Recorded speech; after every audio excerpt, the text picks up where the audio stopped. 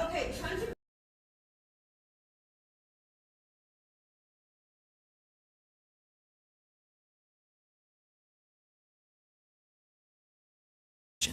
Where can you mix potions in? Let me ask you a question. Where can you mix potions in an alchemy lab, solve a murder mystery at an island manor, and fight a new boss called and fight a new boss? That's right, you can find all of this in Varlamore, the Rising Darkness, RuneScape's newest update.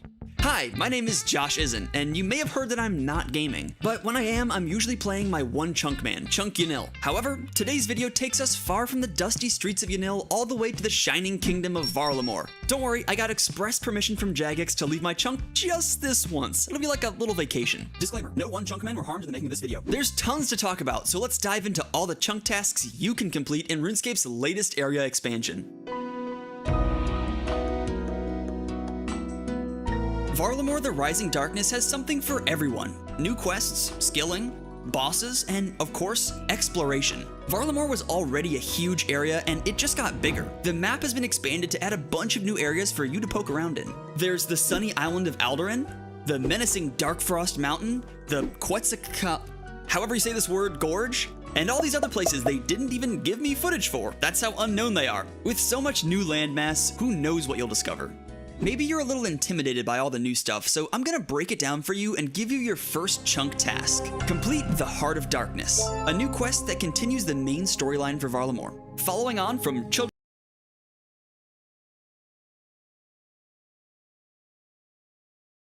of the Sun and Twilight's Promise, the story takes a darker turn as you attempt to unravel the mystery surrounding the Sect of Ranul and the Twilight Emissaries. See if you can figure out just what they're up to at the Twilight Temple, or maybe just try to survive.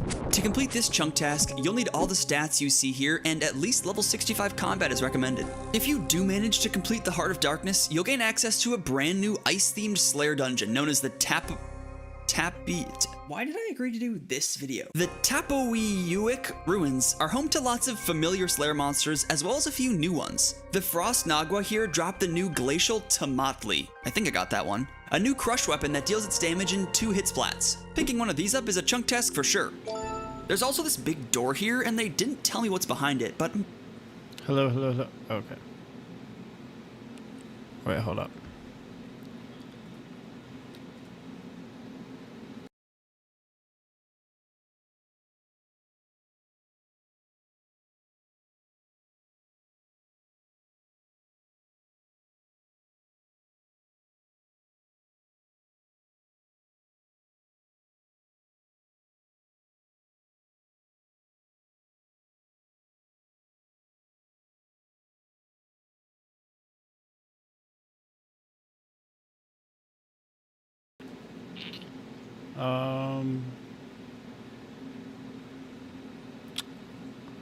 Hold on. I gotta stop the noise. I don't know why it's making noise.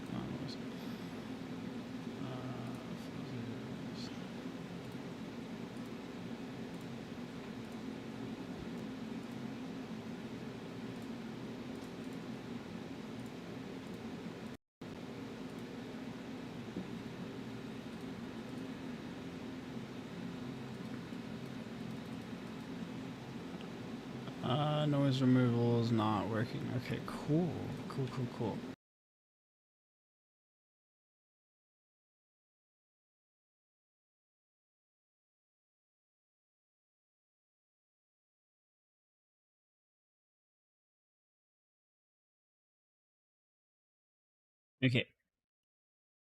Okay, we're back.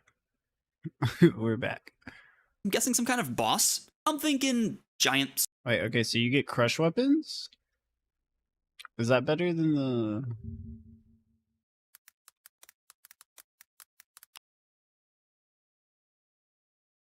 Is that better than the one thingy? I don't need that. They're not just have a...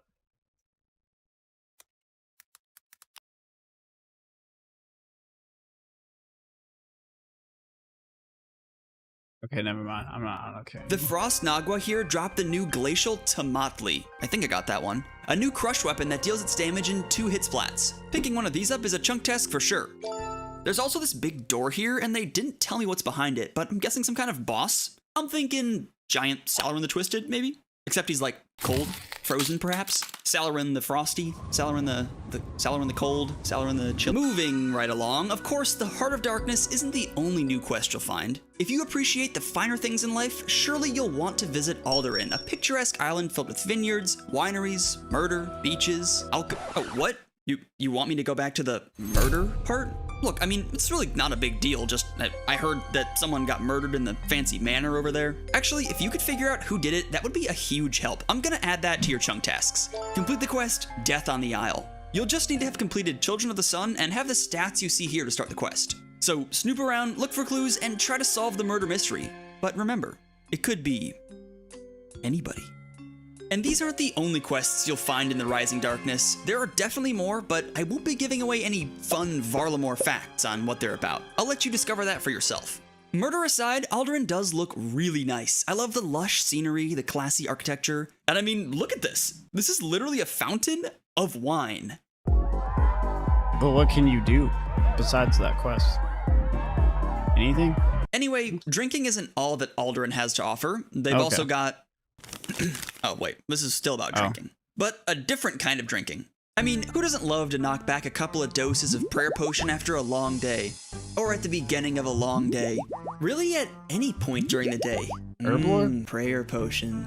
What was I talking about? Oh, right, the citizens of Varlamore. They sure do love their potions, and thankfully for them, the alchemists of Aldarin are hard at work mastering mixology in this brand new herblore activity. But they've got a lot of potion orders coming in, and they need your help, so we're adding another chunk task to your list. You need to master mixology. This minigame requires level 60 herblore to start, so I don't really know why you're taking advice from me, but just listen up. First, you need to grab a bunch of herbs. Mixology doesn't use secondary ingredients, so don't worry about those. Next, process your herbs at the refiner. Different herbs will give you different pastes, either mox, ega, or lye. You'll need some of all three, and even low-level herbs can be processed, so this is a great way to use all those guams you have sitting around from killing 36,000 Chaos Druids. What? Not everybody does that? Next, store your processed reagents in the hopper, then check what potion orders have come in. You can always look over the lab notes if you need a reminder of what goes in what potion. Pull some levers, put some goop in a vial, and then it's time for the final step. Now, we're gonna use some really big words, but don't get scared. I promise it'll all make sense. To finish a potion, it needs to get either homogenized, crystallized, or concentrated. That's basically just a fancy way of saying shaken or stirred. Or, I guess, boiled? So take your unfinished potion to the right station, do something unspeakable to it, and there you go, ready to ship. But you may be asking the all-important question, why? Well, beyond the fact that Mixology offers higher XP per herb than traditional herblore, albeit at a slower XP rate per hour, there's also more to gain here than just XP. The alchemists have some exciting rewards for those who are willing to help them fill their orders. To rapid fire through just a few of them, there's the reagent pouch, which stores secondary ingredients, up to 26 of every kind. The alchemist's outfit, including the prescription goggles, which have a chance to save a secondary ingredient when brewing potions normally. The apprentice, adept, and expert potion packs to supplement your drinking habits. And my personal favorites, the potion storage and pre-pot device. Got potions clogging up your bank? Spend some Mixology reward points on the built-in potion storage, accessible at any bank. What? Alright, I'm doing that next. And those days will be behind you. Sort by potion type, set favorites, and withdraw the exact dose you need with ease. For anyone who cares about bank organization, this is a must-have. It also goes hand in hand with the new pre-pot device, which you can load with whatever potions you want and drink them all in one big gulp. You can also choose the order you want the potions to activate in, so remember to put your brews before your restores. That last part made me sound How did I not know about this? pretty legit. I think they're buying it. Oh, and there's a new secondary ingredient available for purchase. Aldarium. Or is it Aldarium? Man, how is this one hard? It's used to make a couple of new potions, including the Prayer Regeneration Potion. This thing will restore a hefty amount of prayer points over time, but you'll need a new herb to make this potion. Now, where could we get something like that? Oh, I almost overlooked the giant snake slash dragon slash bird thing sticking out of this huge mountain. It's easy to miss, you know, pretty small. This is Huey. It's not actually called Huey, but I can't make the pronunciation joke again, so we're just gonna go with Huey. This ancient being was recently Huey O'Connell?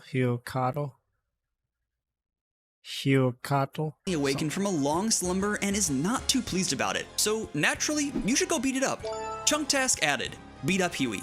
Unrelated to that last part, it's worth noting that Huey is indeed a lady dragon / snake bird thing.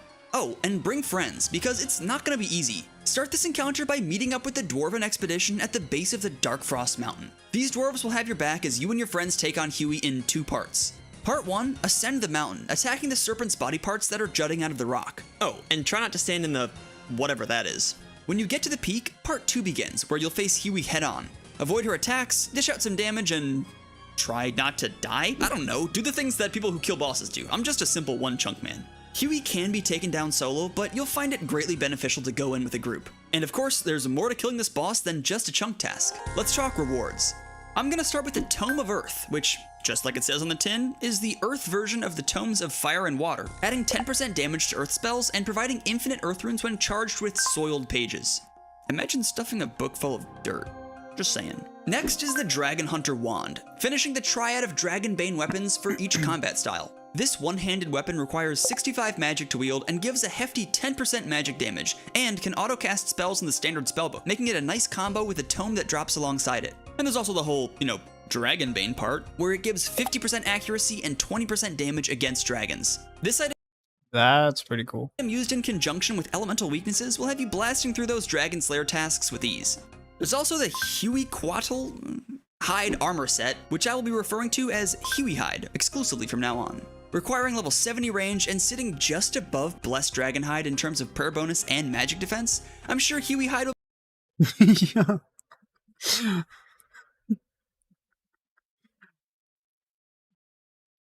He looks like an ugly jester.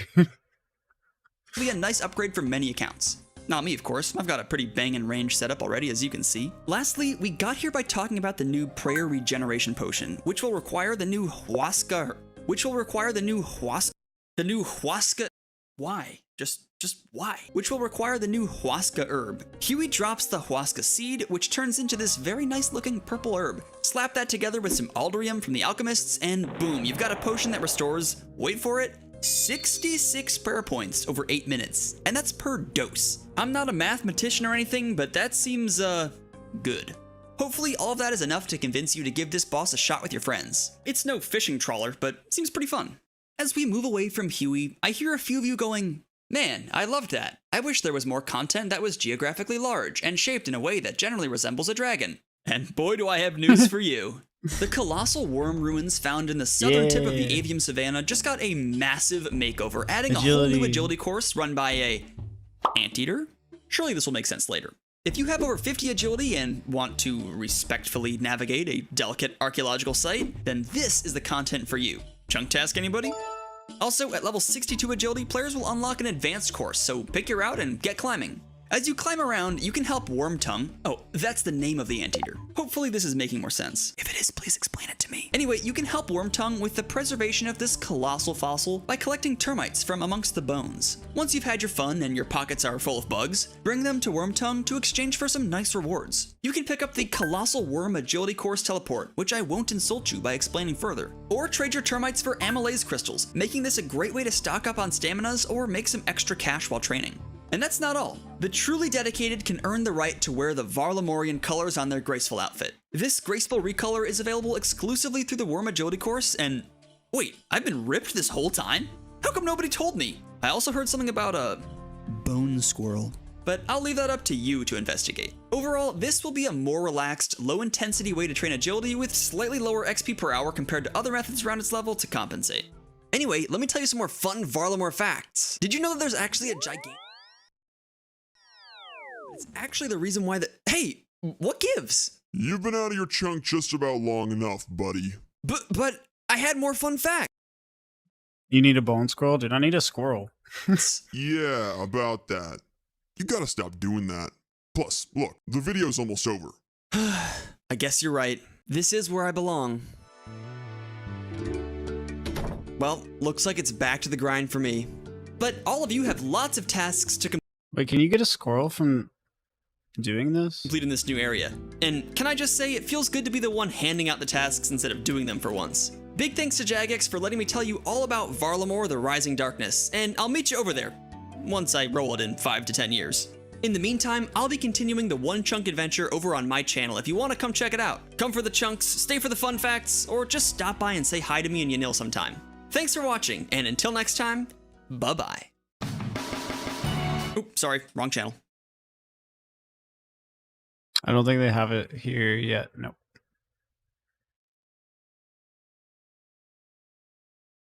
Or do they?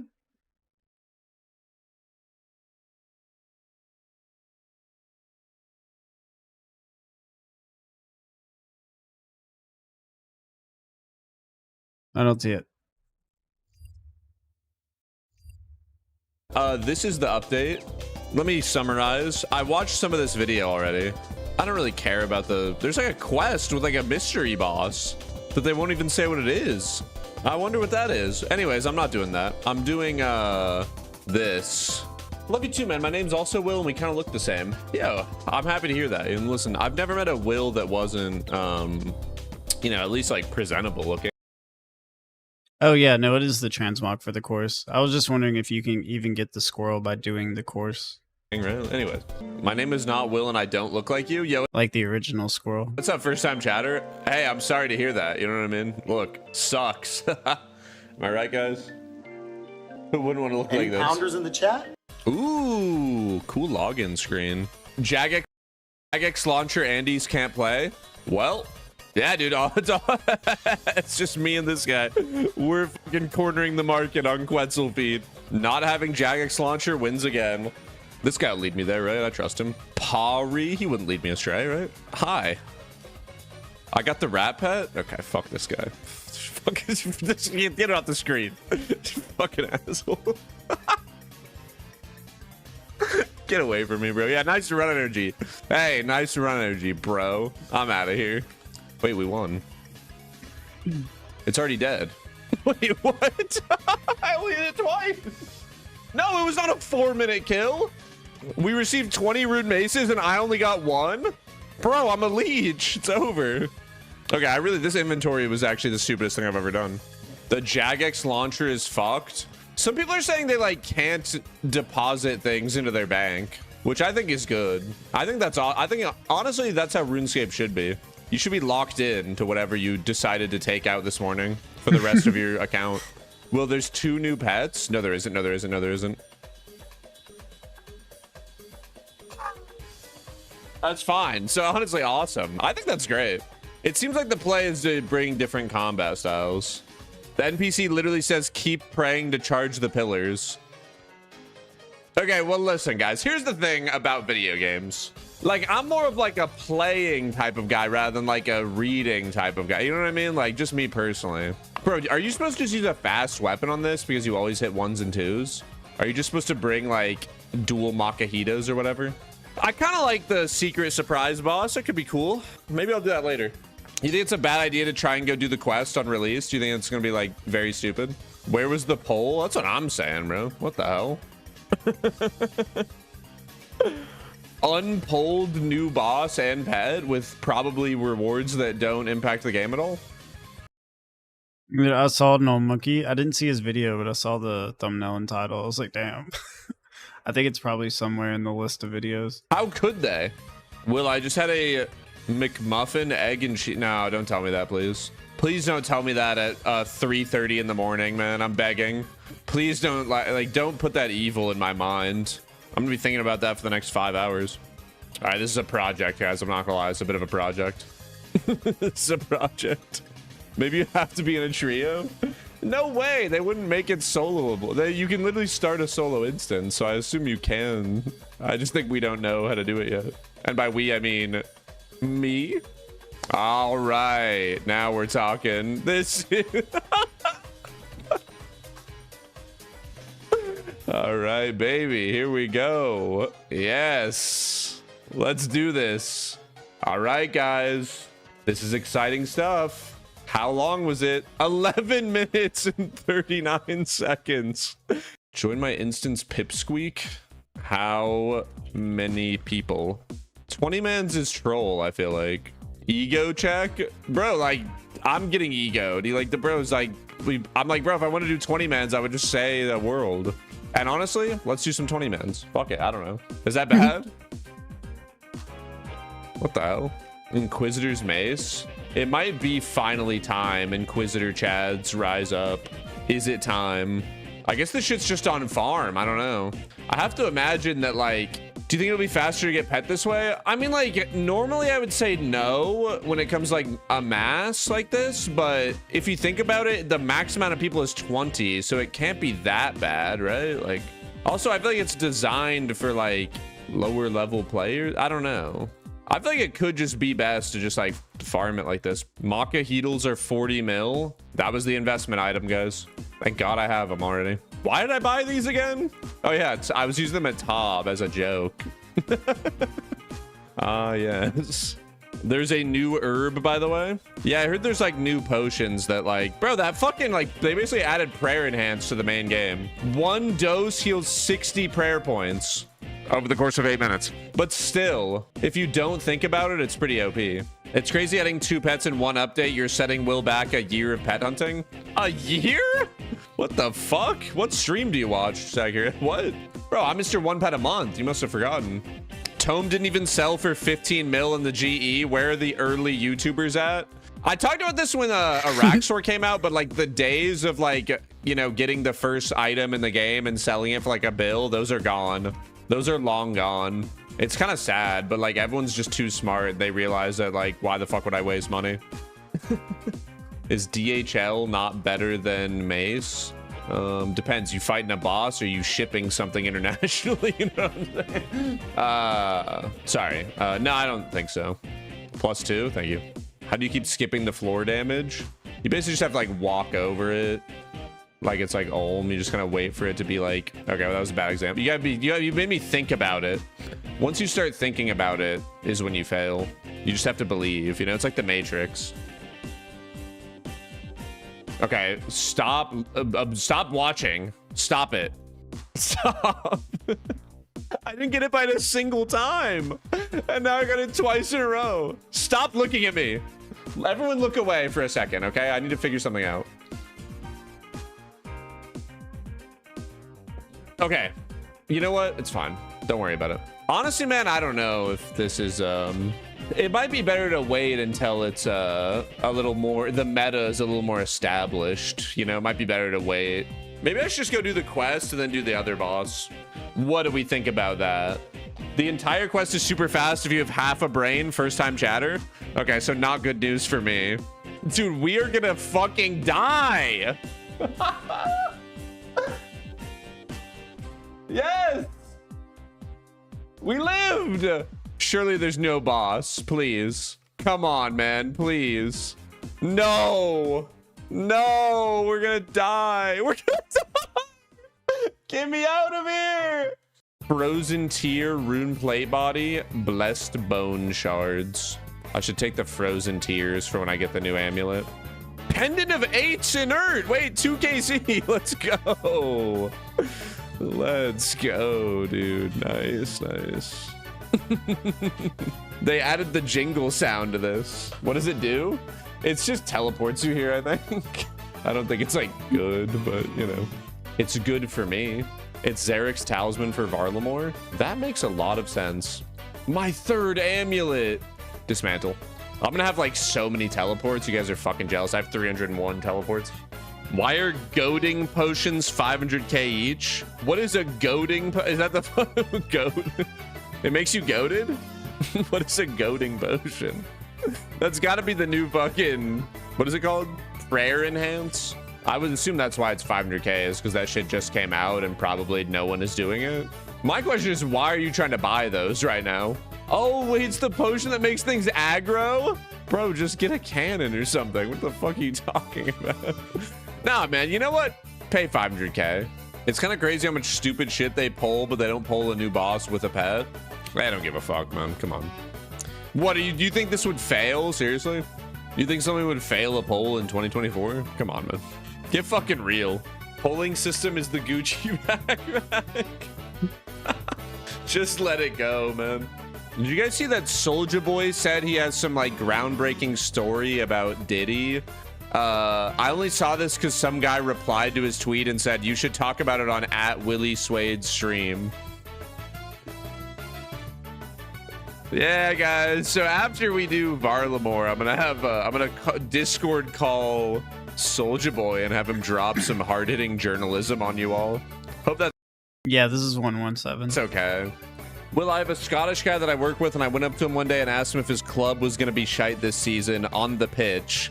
As a joke, and he actually went off on a rant for 20 minutes about his club and the rules of the league they're in and a bunch of other stuff about how the other teams are cheaters.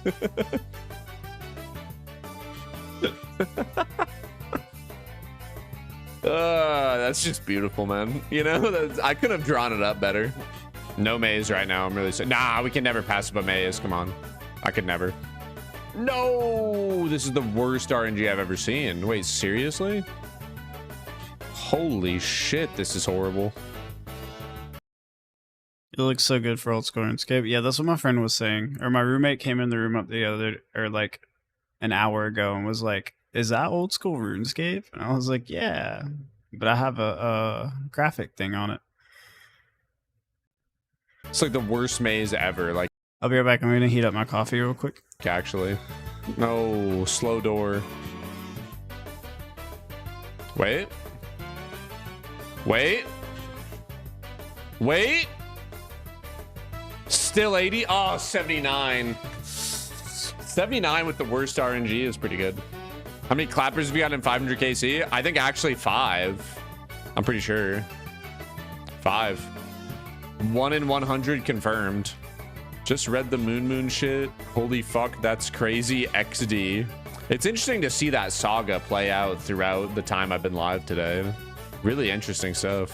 Do you get a Twitch moment? I should get a Twitch moment. I'm basically a drama channel now, dude. If he can get laid, so can chat. The feels strong, man, after that message is crazy. Like the tears in the eyes, just like so emotional.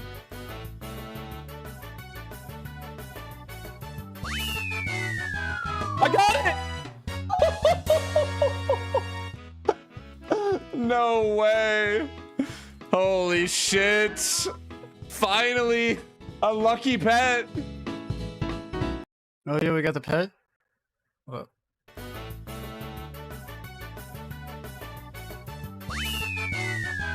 I got it!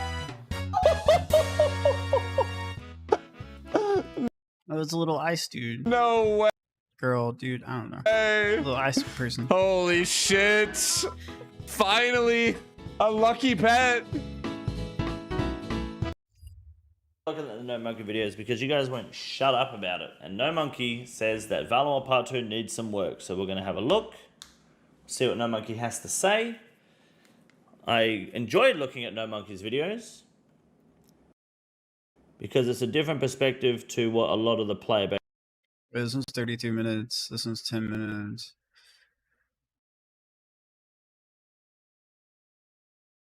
I'm going to be up a while. Has. It's quite a minority perspective, so it's nice. The PVM God, the Colosseum solo Cox runner, the Archer's Ring at Scurrius, dying in 2024 to a DC Hardcore Iron Manor. No Monkey. Let's have a look. Good luck.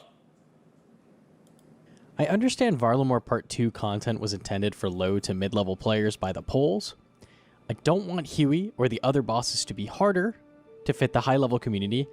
I don't want harder content. I want content that is fun and engaging. Which isn't this update. Holy shit.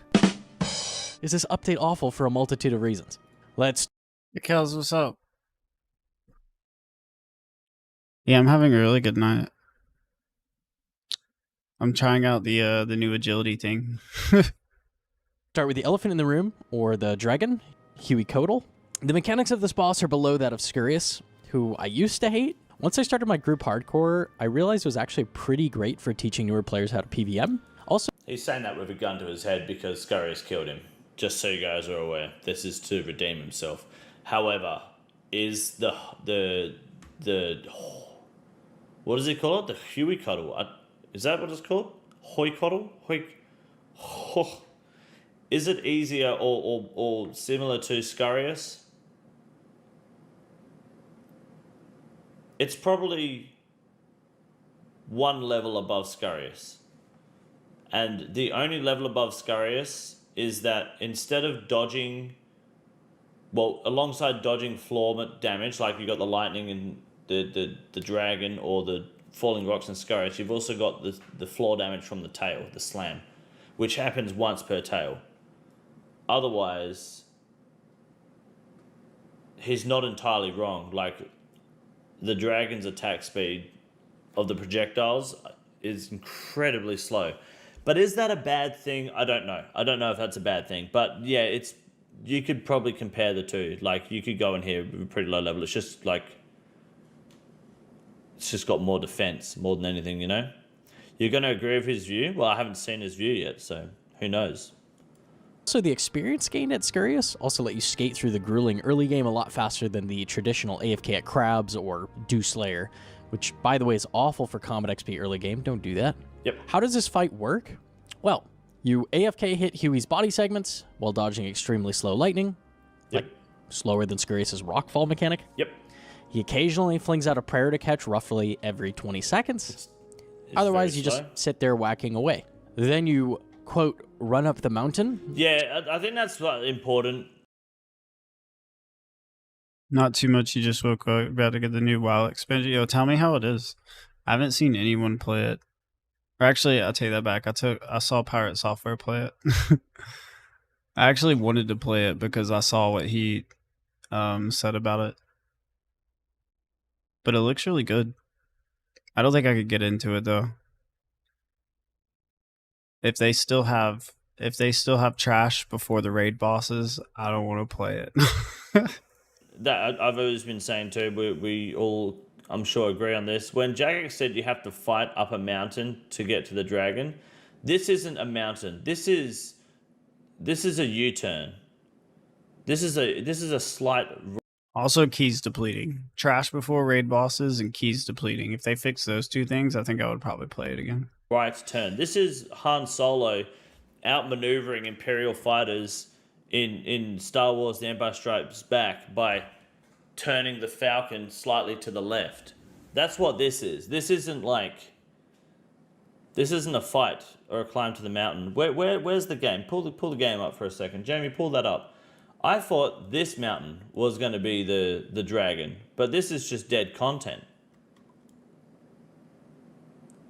So I'm definitely underwhelmed with the hike that Jagex anticipated for the community. For Dragonflight is really fun, and hopefully this expansion will be fun. Yeah, I really hope it is. I forgot whenever I played the first. I played the first raid in Dragonflight.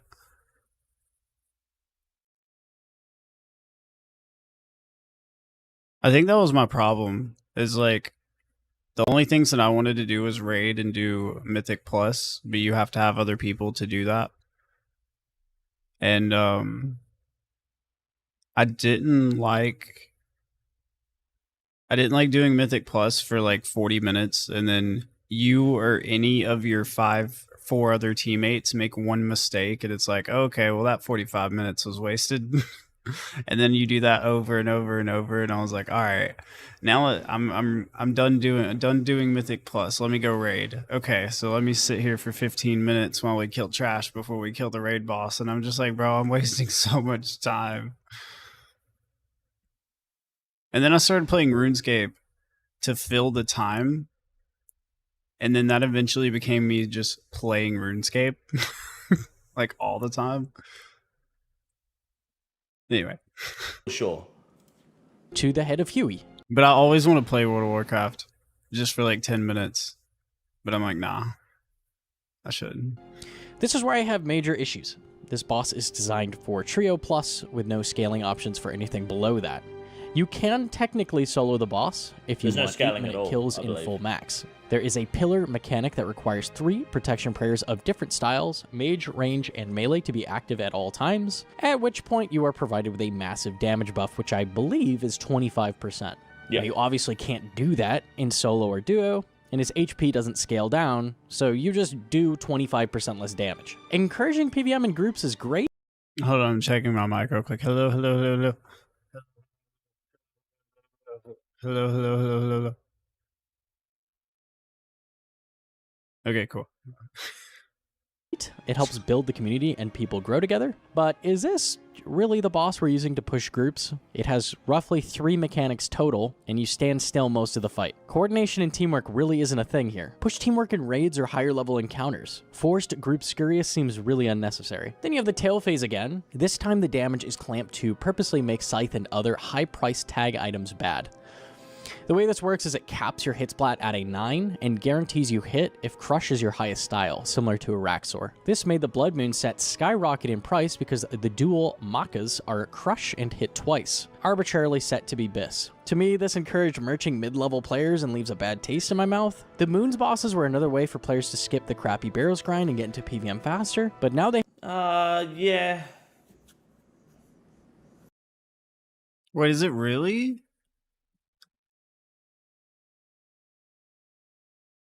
I don't want to do that again. Never mind. I don't want to do that again. I killed those bosses for like so long.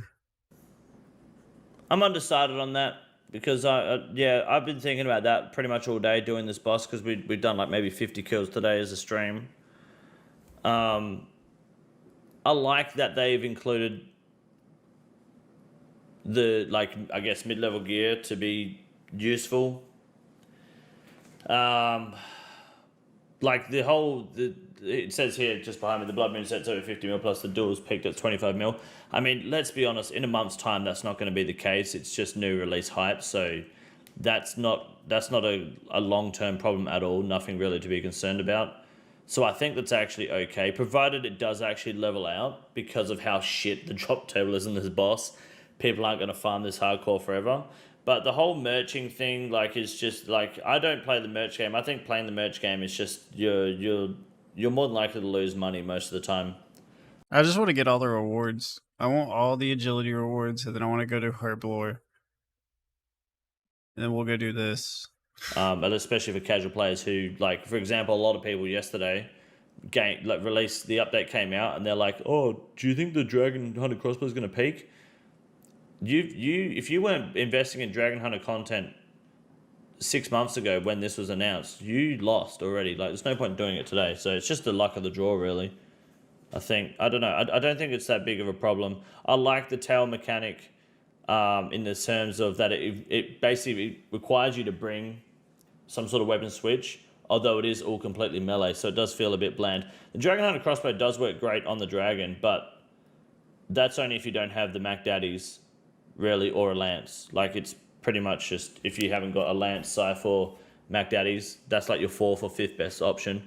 Dragon Hunter crossbow dropped to 62 mil. It dropped back to where it was meant to be right after the hype. It's crazy, isn't it?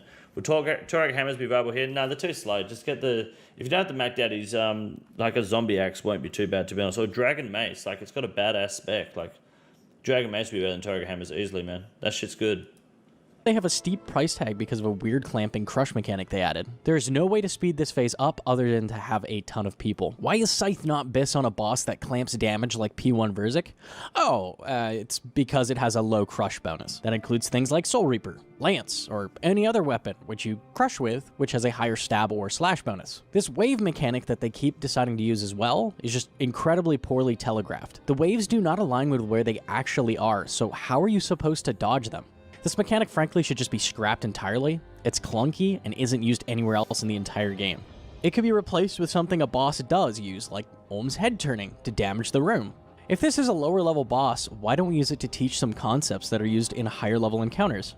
I don't particularly want the loot buffed from this boss, as it is a learner boss, but they could have done so many different things to make this more enjoyable for not only solo/duo, but to teach people PvM mechanics. The pillar mechanic seems like a half-hearted attempt to encourage teamwork, but in reality, everyone just prays something else with zero communication required, and it hard locks you from doing solos and duos. Instead of making the tail's weakness arbitrarily I'm fine with it not being solo or doable. I think like, I know this might be a hot take and an unpopular opinion, but if Jagex wants to make like the normal Nightmare before Fasani Nightmare came out, soloing the Nightmare was like you would do that if you had like severe autism. Like, why would you do solo Nightmare pre Fasani Nightmare? You just wouldn't. It was a waste of time. It was purely greed, and it just like it was not worth it. And I like that because it kind of just. I'm an asshole. Mainly, that's why I like it. I like that you can't just go and solo and bum rush it. Nightmare is still the best group boss. I enjoy Nightmare more than Nex, but that's just because Nightmare, you can control a lot more of what's happening in terms of how much damage you're going to take for no fucking reason. And Mass Nex is just full of assholes. I do like Mass Nightmare more. I do enjoy Nightmare as a boss.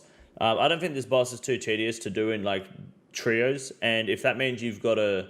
The problem a lot of people have is they want a solo content. The reason people solo TOA is not because solo TOA is better for purples. It's because you want a purple, because you're greedy. That's a fact, right?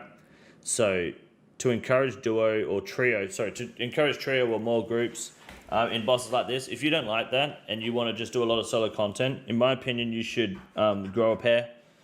There are Discord communities and clans available in pretty much, pick a content creator on YouTube or Twitch. They've got they more than likely have an open Discord or community you can talk to, right? Get involved with. So you want me to turn my mic up a bit? I can. And mine included, ! Discord when you're in my live streams, you can jump in. There is a PVM chat. There is an active clan chat you can guest in, which is full at the moment, but people will PVM and they'll like to do this boss with you. Learn to make friends. Learn to communicate with people. Don't lock yourself out of content. I just think that people should Make friends. I think the only way I could do raids in group of actual people and WoW is if I was tanking.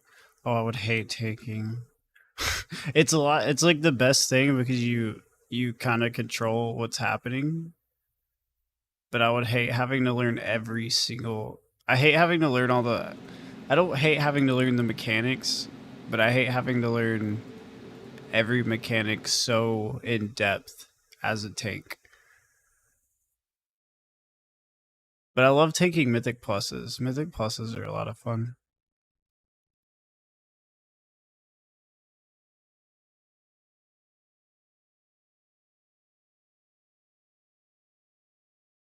You're scared of seeing how people treated each other in high pressure settings and WoW.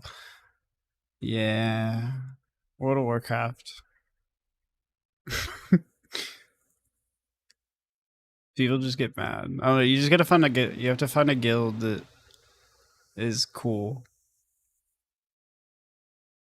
Because I don't know. People are assholes and pugs, and most guilds. You just gotta find a good guild.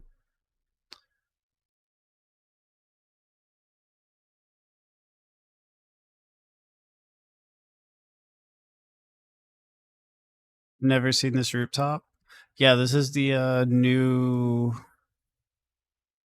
What is it called? The new Colossal Wyrm agility course with Varlamore.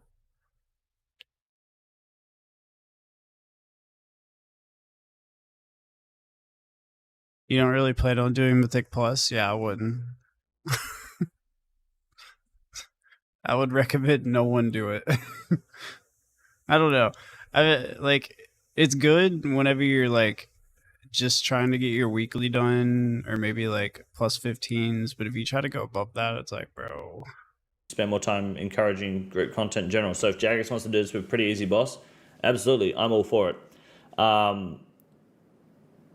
Just don't download any plugins people tell you to download that aren't strictly through RuneLite because you'll get fucking hacked. So there are... Hey guys, I got this new plugin. I'll link it in chat real quick. If you could download it real quick, it's gonna... Bad eggs out there, unfortunately. Bad actors. Can't do anything about that. You do have to be careful. But basic online security, if you get hacked, it's your own fault. Not any good content creator communities, to be honest. Well, it's a good thing you're here already, aren't you? That's my opinion. Like, you should just fucking grow a pair. If you don't want to, or you shouldn't be expected to, that's fine. Don't do the fucking halloumi dragon then. Do something else. Like if that like, you are just the hit of bottle. The hit of the coddle. Dragon. You're choosing to do that. Don't be upset that that's the case, you know? Solo, like, it's completely possible to solo, but it's not fucking worth your time. And to be honest, this sort of boss is fine to group. As for the floor, the tail slam damage mechanic, yeah, it is a bit weird, but I think it's just a visual cue at the moment that's a bit weird. It's a little unorthodox. I think that whoever designed this boss hasn't actually played the game very much, because even if you look at some of the click boxes, which I've already complained about many times, some of the hitboxes are just fucking shocking. Like, are you not looking at what you're making in a developer program and actually paying attention to where people can and can't click to move out away from, like, the floor damage? I don't know. I feel like I don't get the sense that Jagex or whichever JMods are working on the drop table here, or the mechanics in general, or the design, were really playing the game. You know, it's a bit silly. I don't even care about GP. Most people don't care about GP, but it's a fucking insult to get Guam seeds at any point in this game in 2024 on new content. That's just a... Nah, because you can use them at the new Herblore minigame. I don't know what that does, but you can do it. fact. Like, remove the fuck... I've spoken about it, and likely in another video that you can see, but, like, the seed drop table is just another kettle of fish Jagex needs to stop fucking putting on every single piece of content. There are enough Guam seeds in the fucking game. Like, I'd rather a nothing roll, but we'll continue. Sorry. Which are also already good on the rest of the boss. It's roughly the third best option overall to just camp it. Yep. Why not make it earth spells? We have a boss in a raid that required us attack a magic and melee body part. Again, another missed opportunity to teach some higher concepts like switching gear. Don't even get me started on the click boxes. The body segments are just a big box that doesn't even remotely match the visuals. And good luck clicking on that tail that flops all over the place with a perfectly traced click box. This seems to be a common problem with Varlamore in general, specifically Coliseum. I think it's a common problem with the game in general when they're making new content. Like, someone is just fucking... They're doing this. This is what they're doing. They're going, all right, so here's the cave that you have to click. And, yeah, that's pretty good. All right. Yeah, update's ready, boys. And then you're like, you've got to dodge. Your camera angle, if it's not fucking dead square, you got to dodge. You're trying to run over, like, into this region here. But, like, this is the only fucking thing that matters. You're trying to click, and you're just red Xing, and you're getting fucked. Like, it's not fucking difficult. But it is on these, especially these 5, like, holes, it is really bad, man. It's really bad. Huey also has some kind of kill streaking mechanic. We don't know how this works, or if it even provides any increase to loot or anything like that. Perfect kills also seem to be bugged and fail for seemingly no reason.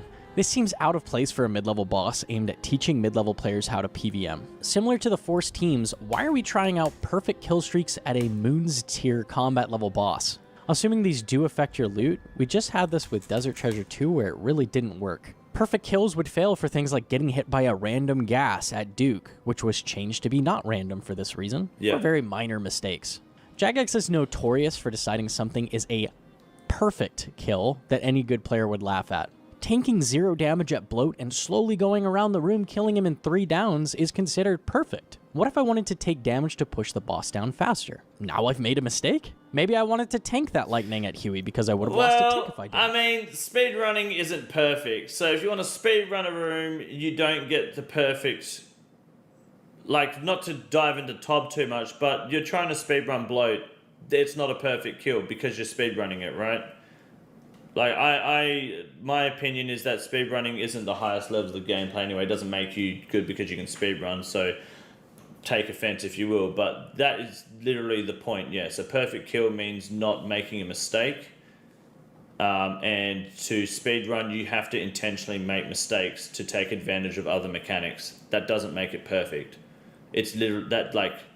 So that logic is dumb as fuck. But... speedrunner mindset, I guess. Perfect incorporates not getting damage. Well, perfect incorporates doing the game, doing the room as mechanically intended.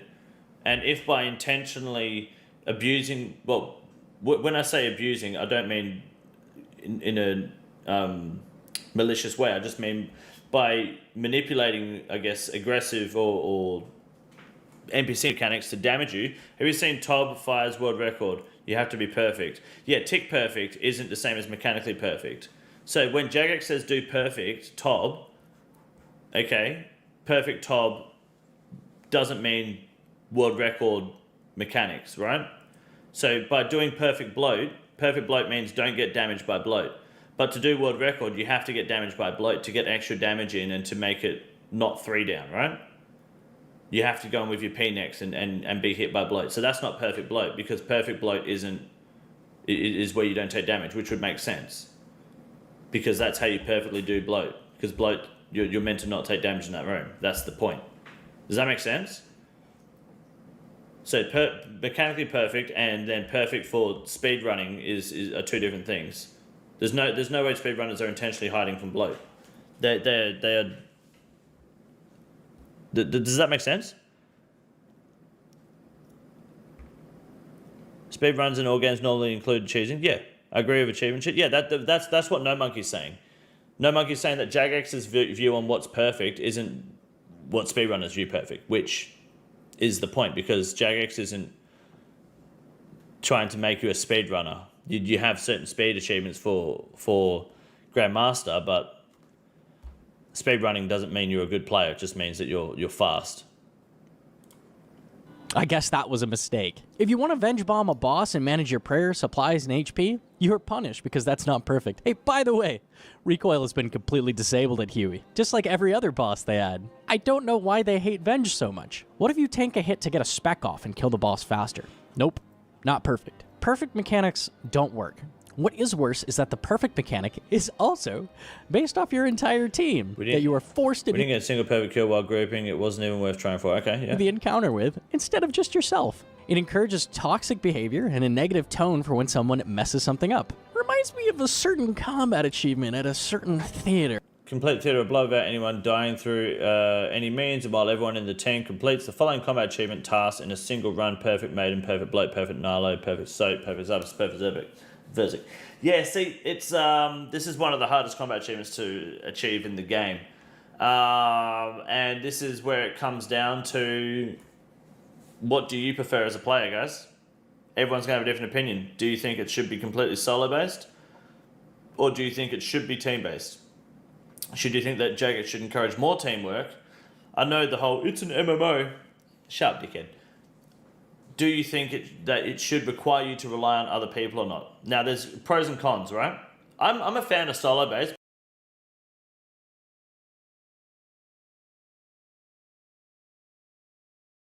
But I think it's either going to only affect some sort of unique mechanic, or it's purely just there preemptively for combat tasks. That's the only 2 I can think of. Go for GM on your main card. I don't have any gear on my main, dude. I can't be fucked playing the main, dude. It sucks. I'd rather do it on the Iron Man. It's good fun. It's just not coming to mind. I don't know. I can't remember. Now, that wasn't the only blunder in this update. We have the Herblore minigame, which I actually really looked forward to because of my group hardcore being ready to level up Herb, with lots of herbs banked from grinding Moon's bosses. Level up. You hear that? He said he's going to level up Herblore. Good fucking luck. Not in this minigame. 10k XP an hour. Yeah, righto, mate. You'll be bank standing by the end of the day. Wait, really? You only get 10k XP an hour? Do you really?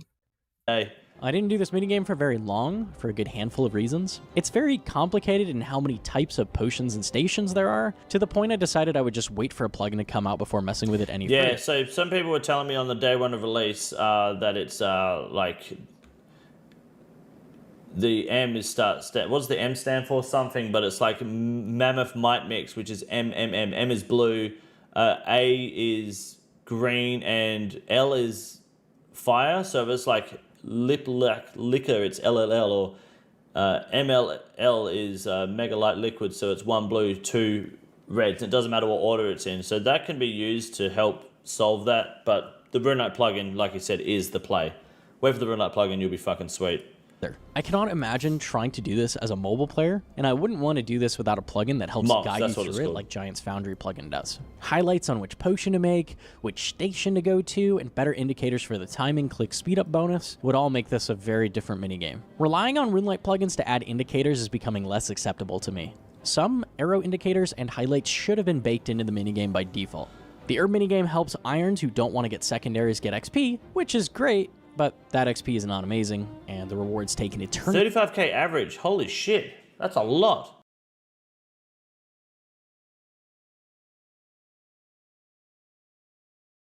Oh, that's not bad. Yeah, I might do this actually, especially with the old herbs that I have, like the guams and stuff. Most people can cap out 75k max efficiency. That's insane. Jesus. That's a lot more than I was expecting. However, yes, that's why Jagex is working on this API plugin client so that plugins can come with the updates or not long after, rather than actually waiting for Runelight to update them. It should be a lot better with the new HD and API plugin client. We'll just need Jagex to pull the fucking finger out. Someone mentioned got 70k XP an hour. That's insane. How hard do you need to work for 70k XP though? Because let's be honest, 70k XP an hour is not a lot.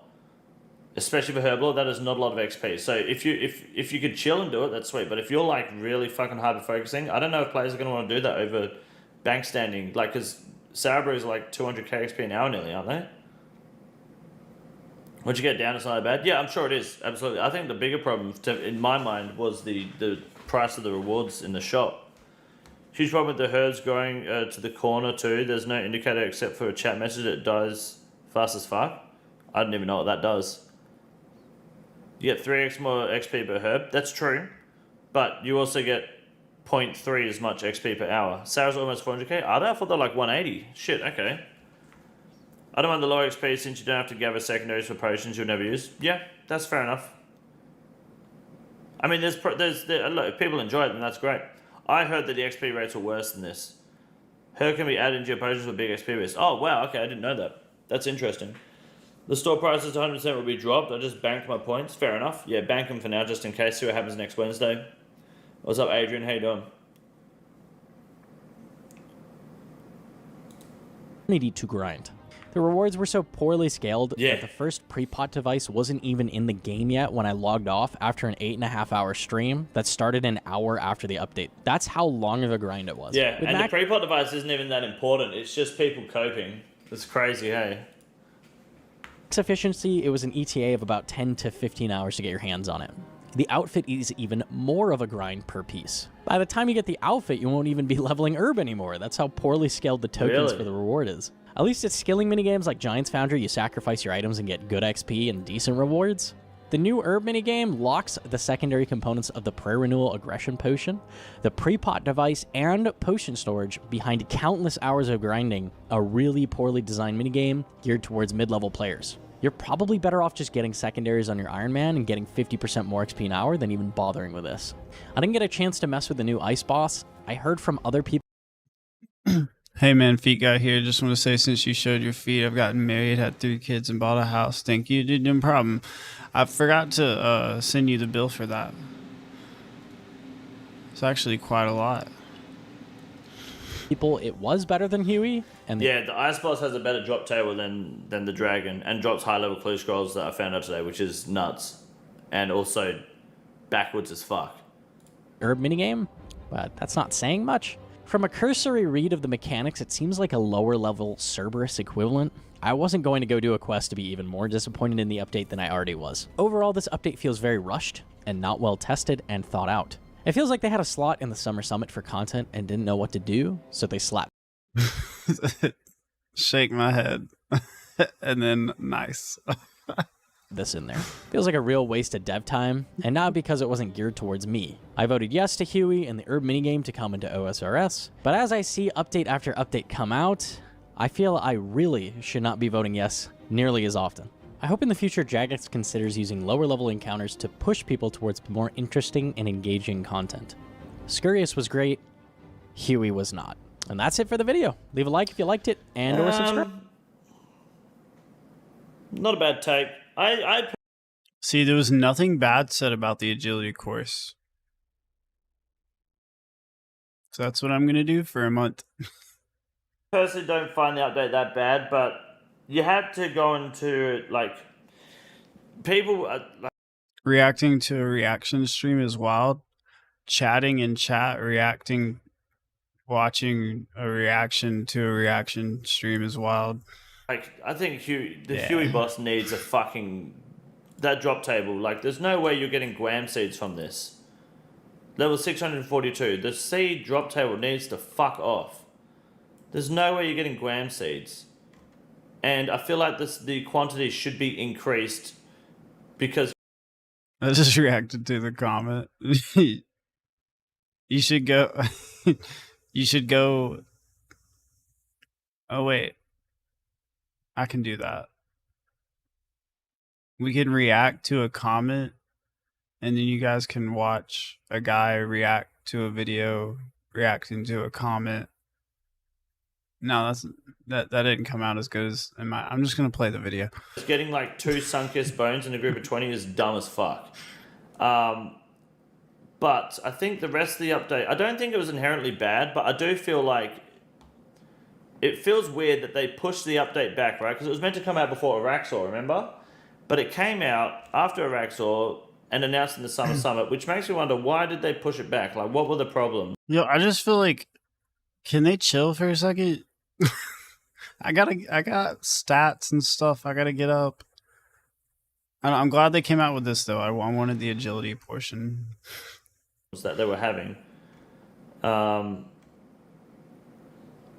it's a little bit silly, but I don't think it's overall a bad update. I just don't think it brings as much to the table as they were hyping it up to be. Like the size of this. Yeah, because I was hyped for Herblore. I'm not hyped for Herblore anymore. And I was hyped for the boss. I'm still kind of hyped for the boss, but not as much as I was. What else was there? I don't know. I have like 7 more videos. This boss here wasn't like, it was a lot smaller than we thought it was going to be. It Oh yeah, the quests I think are good too. could definitely be like more health, faster attack speed, things like that. The Herbal minigame is, we'll see next week when they make changes how it comes out. I've heard the agility is good. I've heard it's great, and it's Yeah, the agility is really good. He heard right. Whoever's been telling him stuff, they're 100% correct on that. Agility, yeah, second fastest out. it's actually is pretty good though. I like it a lot, even though it's just running around in circles like you normally do with agility. But it's like it's a more AFK circle than normal. To get now, which is cool. I haven't done 2 of the quests still. It just, yeah, it does feel like I'm gonna take my time with Varlamore. Whenever the first one came out, I did everything in like the first 3 days, and then I went back and like really did everything. But I think I'm gonna take my time. I'm gonna make a video on the agility, then we're gonna go to something else. I don't even know what it was. Maybe the Herblore mini game will be good. We'll do that. Maybe the boss. Yeah. XP per hour. I think it's like 35. Mine's gonna be lower because I go AFK a lot. 16k. But that's also like a lot of AFKness. But I think you can get 35 to 39k XP per hour, which is not the best XP. But I really want the graceful recolor and something else that was on there. it wasn't as big as it was led up to be, unfortunately. But I don't think it was bad overall. I don't think it was negative. Actually, I should probably just green log it. But what's the point? I'm not green logging anything else. Oh yeah, didn't they come out with a thing? Hold on.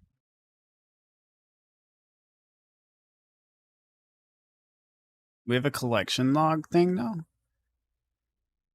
Hold on. Did this come out yet? I don't think so. No.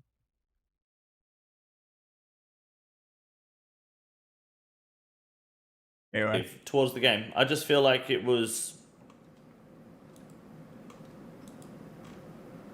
not as good as we thought it was going to be. He wants every boss in early game to be a smaller end raids one. If they did that, end game would be the same as early boss, but hard. Sounds very repetitive. Well, yes, but if you had some sort of boss that's, I guess, loosely mimicked Olm, would you be more confident going into Chambers as Zarek and learning that? You might do.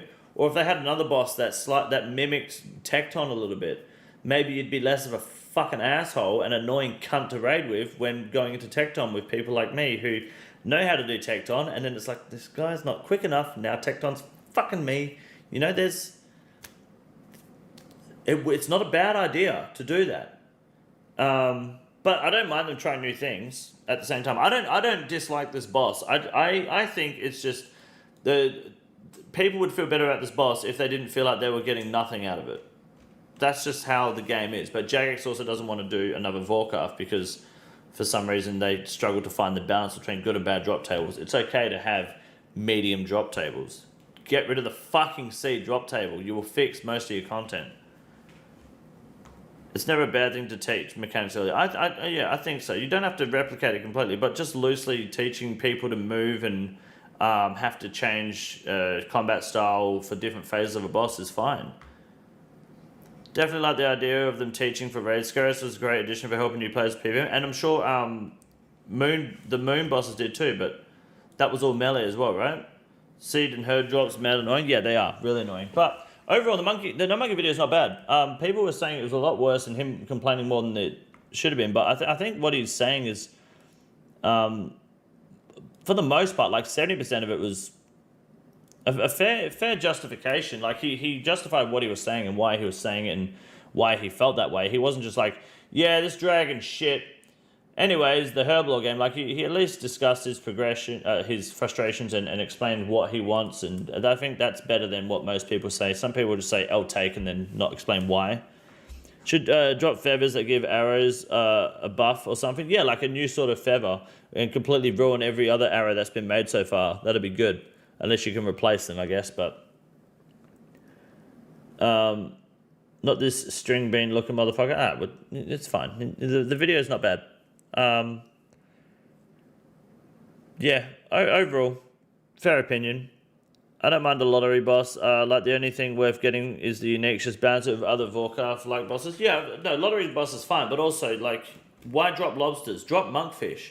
At least that will be used and picked up. People just despawn fucking lobsters. So, at least I'll cook monkfish and fucking eat it on, like, a shit slayer task. At the very least. Oh, Gabriel, give us another corp? No. That's a bad idea. Don't give us corp. Anyways, not bad video. This is the easiest room in the raid. It's quite simple. You got a big was released today, and it's not going well.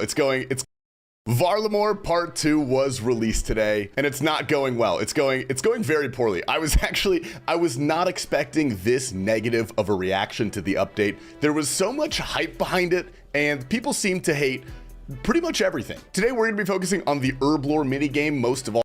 Except agility. Because that's what seems to be the biggest point of contention for a lot of people. Before we dive too into it, I am actually going to go to bat for Jagex here.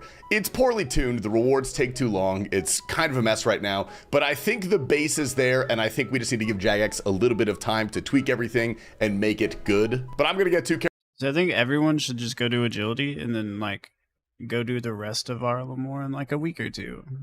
It'll be way better. Carried away if we keep talking about this. So, ladies and gentlemen, welcome to Behemoth. My name is Tasty Life. Let's start with some clips. Here we have Uberu at just over 1,700 KC. It's like, if this is the drop, I'm goated. Woohoo! Collection slot! Yay! No way I actually got it! Bro, the last kill of the trip of the night! Yes! Finally! I'm done with this boss! Yes! Oh my god, that was awesome. Now life has meaning again. Okay, I'm not kidding about this next clip. This is actually serious. This guy is playing a Majin Buu cosplay locked Iron Man. You heard that right, and he is currently 4 out of 5. Yeah, that is the first collection log. Ancient Crozier. Oh my god! Oh my god! Oh my god! Oh my god! Oh my god! Oh my god! Oh my god! Oh my god! Oh my god! Sorry, there's a hair touching my face. I'll be right back. It's itching. I got it. Pink elegant blouse. Done. We're done. No way. Let's put it on. Oh my god! This guy in Dino Stream shows off the coolest new thing with the Arania boots that I've ever seen.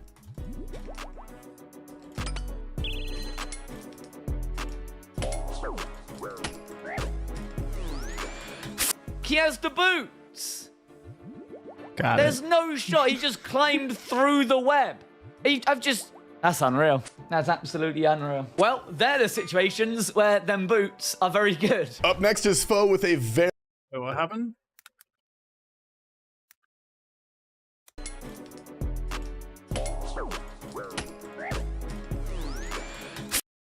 Oh, that's kind of cool. He has the boots. There's no shot. He just climbed through the web. That's unreal. That's absolutely unreal. Well, they're the situations where them boots are very good. Up next is Foe with a very scary moment for the haulers. Okay, hang on. Can't read right now. Got to pay attention to this. Ow. 67. Oh, warning next time, bro. Following that up, we have Roydy with an absolute banger. To the place we're going to Toa today?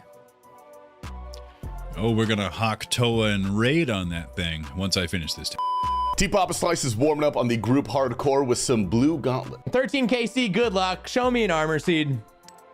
Oh, what? Let's go!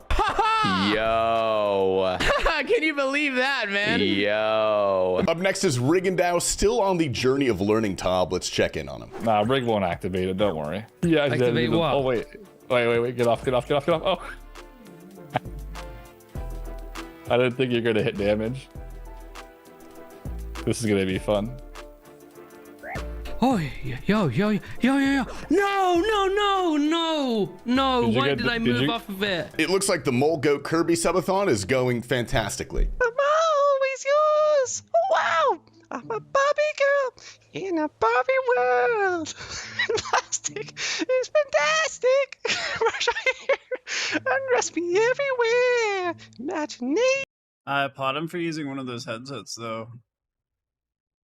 Life is your creation. Come on, Barbie, let's go party. Yeah. Come on, Barbie, let's go party. Okay. No, Some questions about puberty. When your balls drop, do they like actually physically drop like lower? Because I never noticed, man. I'll be honest. Or maybe I just don't remember. I don't know. Question mark? What? He doesn't know? I don't know. I didn't like get a little pendulum out and compare one day to the next. Hasn't happened yet? Your mum's not happened yet, mate. Sci-Fi finally breaks the dry streak. It's purple. Oh my gosh. Dude, okay. I need to inform you that I was 62 CM solo raids dry of seeing a purple light. Okay, that's not the only thing. The other thing is that I have seen 14 prayer scrolls in a row. 6 dexes and 8 arcanes. 14 in a row. Please tell me that this is not going to be a stupid prayer scroll. Oh my gosh, yes! Finally, something different! Let's go! Oh, 62 raids! So let's talk about Varlamore Part 2. You over here doing reputation quests to get new cosmetics for the dragon mounts, dude? Oh my gosh. Getting cosmetics in games, I feel like that's the only reason we play video games anymore, is to get cosmetics. If they would just make a game where the cosmetics actually meant something and you couldn't buy them or anything, I feel like everyone would play that game just to get the cosmetics. 2 and why this has received such a negative reaction. The Herbal minigame was... Well, that's kind of a good idea. They should do that in World of Warcraft. They should do something like Torghast, where it's like unlimited, but then do only cosmetic rewards and make it really, really hard. Ooh, or like the Mage Tower. Do the Mage Tower. Wait, they already did that. It's called the Mage Tower, and you get those cool cosmetic rewards. Never mind. I like the Mage Tower. Was looked forward to by quite a few people, myself included. And full disclosure here, I have not played the Herblore minigame yet. I just got home from the eye dentist, so I'm gonna hop on after I film this and probably play it a little bit. So I'll have some more complete thoughts for you, but just sharing the general... Wait, can you use all your mounts as with dragon riding now? Sentiment. The biggest thing by far is that the rewards from the minigame are way too expensive and it takes way too long. Literally every single post on Reddit today, everything I see on Twitter, it's all just totally negative about this specifically. The pre-pot device takes over 10 hours to get. The average reward time is like 17. It takes like 30 plus hours to complete this minigame. And I think in general, there is a major disconnect between what people wanted and what was actually delivered. At this rate, we're gonna have to run like nonstop tops for 200 years to get any sort of ROI for your time invested.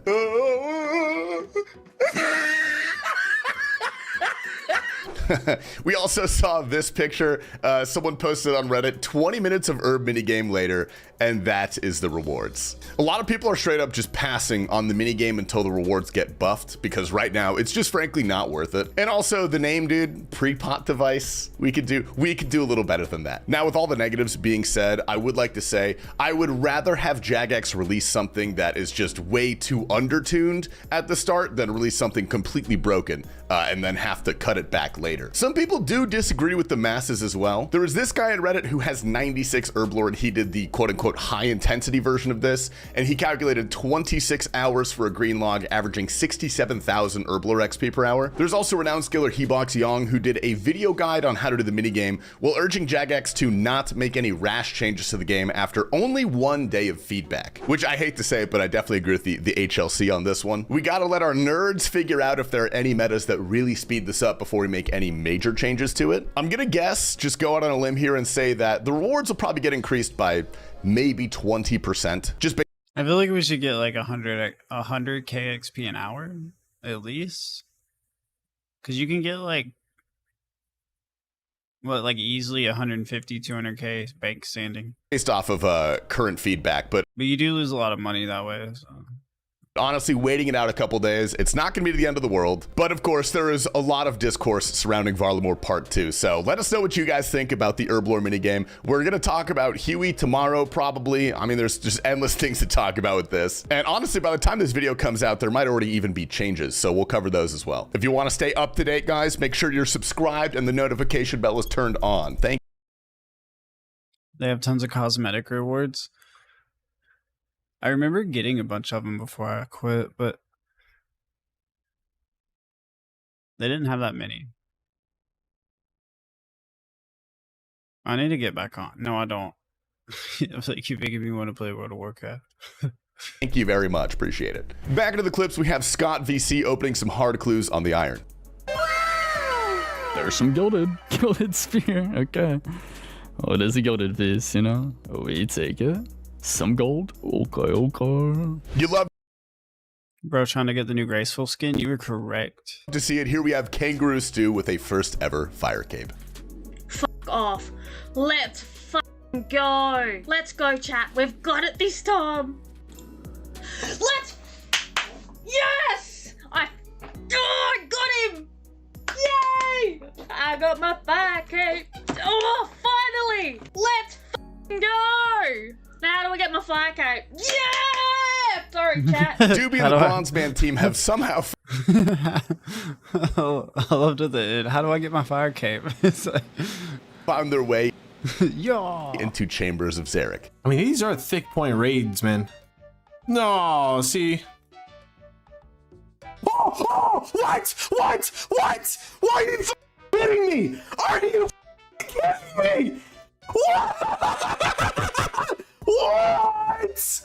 There is no way. Also, I don't know what's happening in this clip, but apparently there's some sort of bug that lets people go invisible right now. Check out the clip from Brett Dog. Put your player indicators on. Huh. He's invisible. Where'd he go? Hello? Where did you go? Huh. I wonder what kind of tomfoolery you could pull with that. Imagine if you pickpocket someone and it's like the trickster relic all the time. Huh. Look at that. Lena and Mustika are doing some Chambers of Zarek. Where are these crystals? Behave.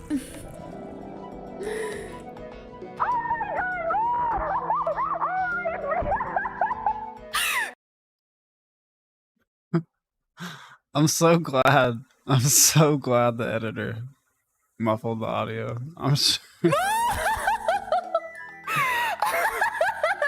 This is an insanely rare drop. It's a shame that it's not any good, dude. Check this out.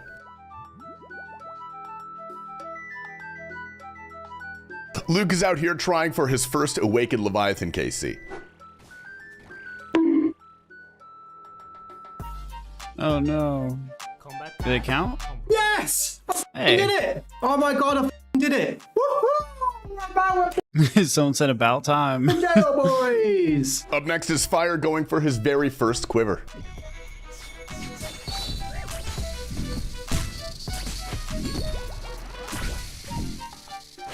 Yes! Yes! I did it! Let's go! Yes! Finally! Oh my gosh! Ladies and germs, that is all we have for you guys today. Stay tuned for more Varlamore news. Also, I am streaming on Twitch again.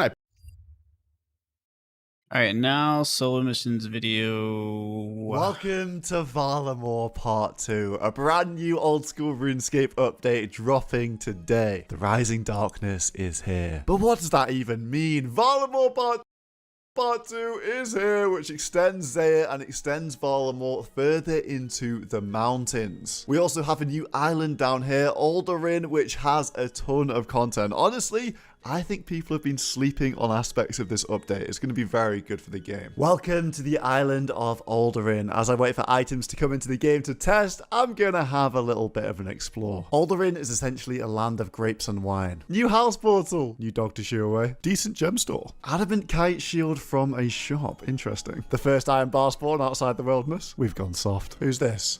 Nasty Nick. Sometimes I like to take a walk out on these shores and look for losers to laugh at. And look, I found one. I think that's enough exploring for today. This is Varlamore Part 2, but Varlamore Part 3 is teased to us beyond the explorable horizon. Next year, this map should be all filled in. Now, this is one I didn't even know there was a Varlamore Part 3. Okay, cool. one of the big pieces of content from the new release, the Huey. As you can see, it's designed to be an open world group boss. Now, there is a maximum of 20 players that can kill the boss per world. This is day one, so I'm hardly going to make a guide, but the Huey is a dragon boss.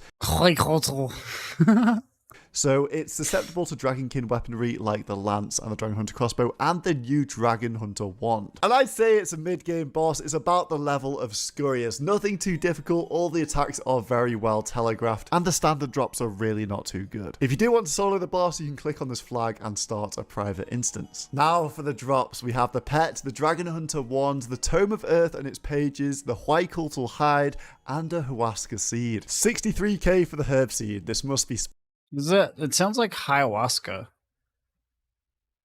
I feel like that's not how you say it, but that's not ayahuasca. That's like a trippy drug. Special. I'm sure this will come in handy later. Next up, I'll buy some Huaycultal hides, and you can craft these into the Huaycultal ranged armor set. The most important question, what's it look like? Oh! He looks like a jester.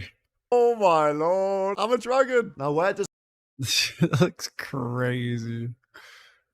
the Huaycultal hide fit into the meta? Well, it's the exact same as Black D hide, God D hide, Third Age, and Carol's when it comes to attack bonuses. The purpose of this hide is for better defensive bonuses, so it is better defensive bonuses than Black D hide and Blessed D hide, but not quite Carol's. But there is one extra benefit. Using this hide, you do have prayer bonus, which is quite nice. Tome of Earth. Soiled page.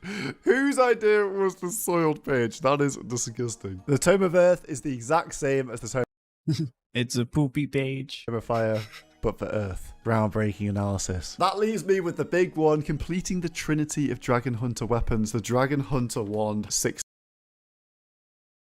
It's spelt with an A? I didn't know that. Mil. The Dragon Hunter wand is a new mage weapon which has 16 magic bonus, 10% magic damage, and Ayahuasca.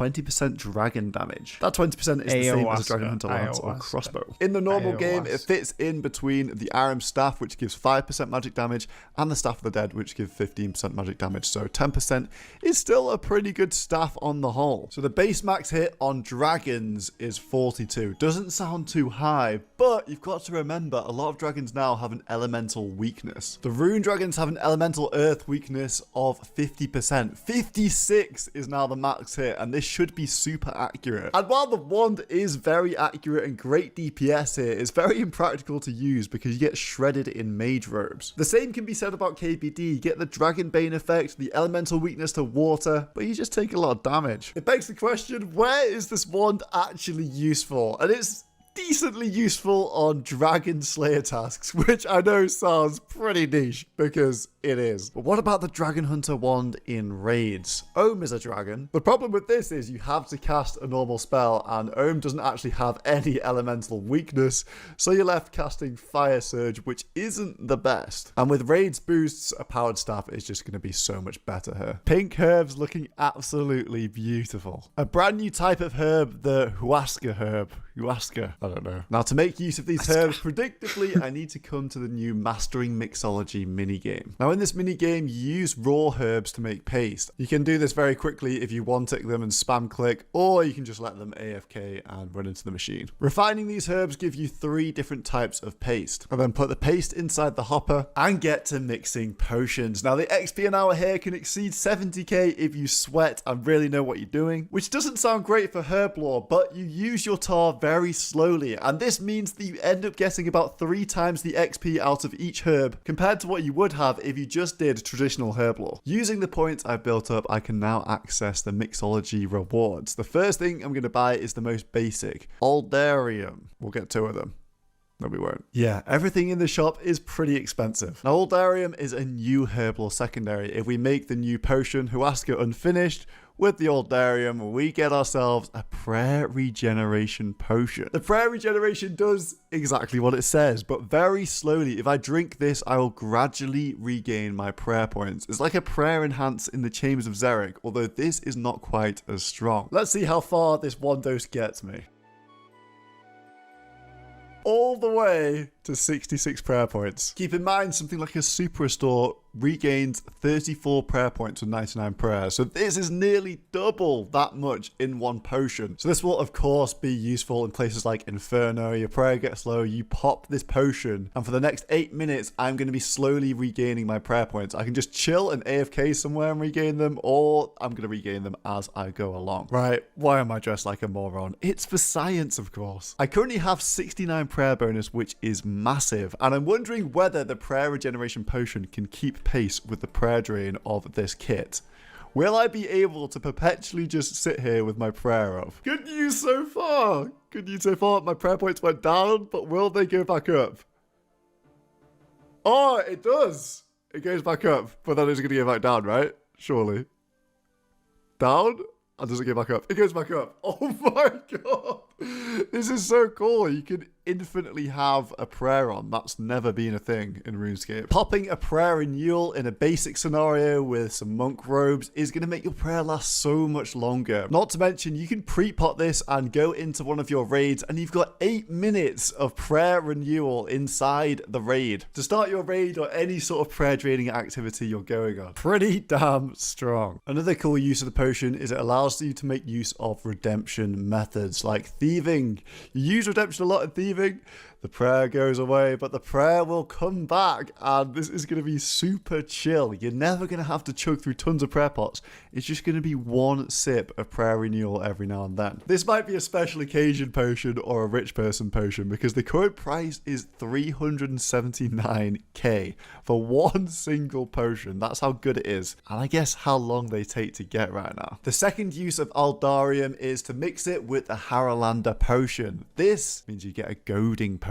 And this red liquid's about to be the love of your life. The goading potion will make otherwise passive enemies aggressive to you. So if I drink it, these guys should come towards me and start attacking. The guard dog is here.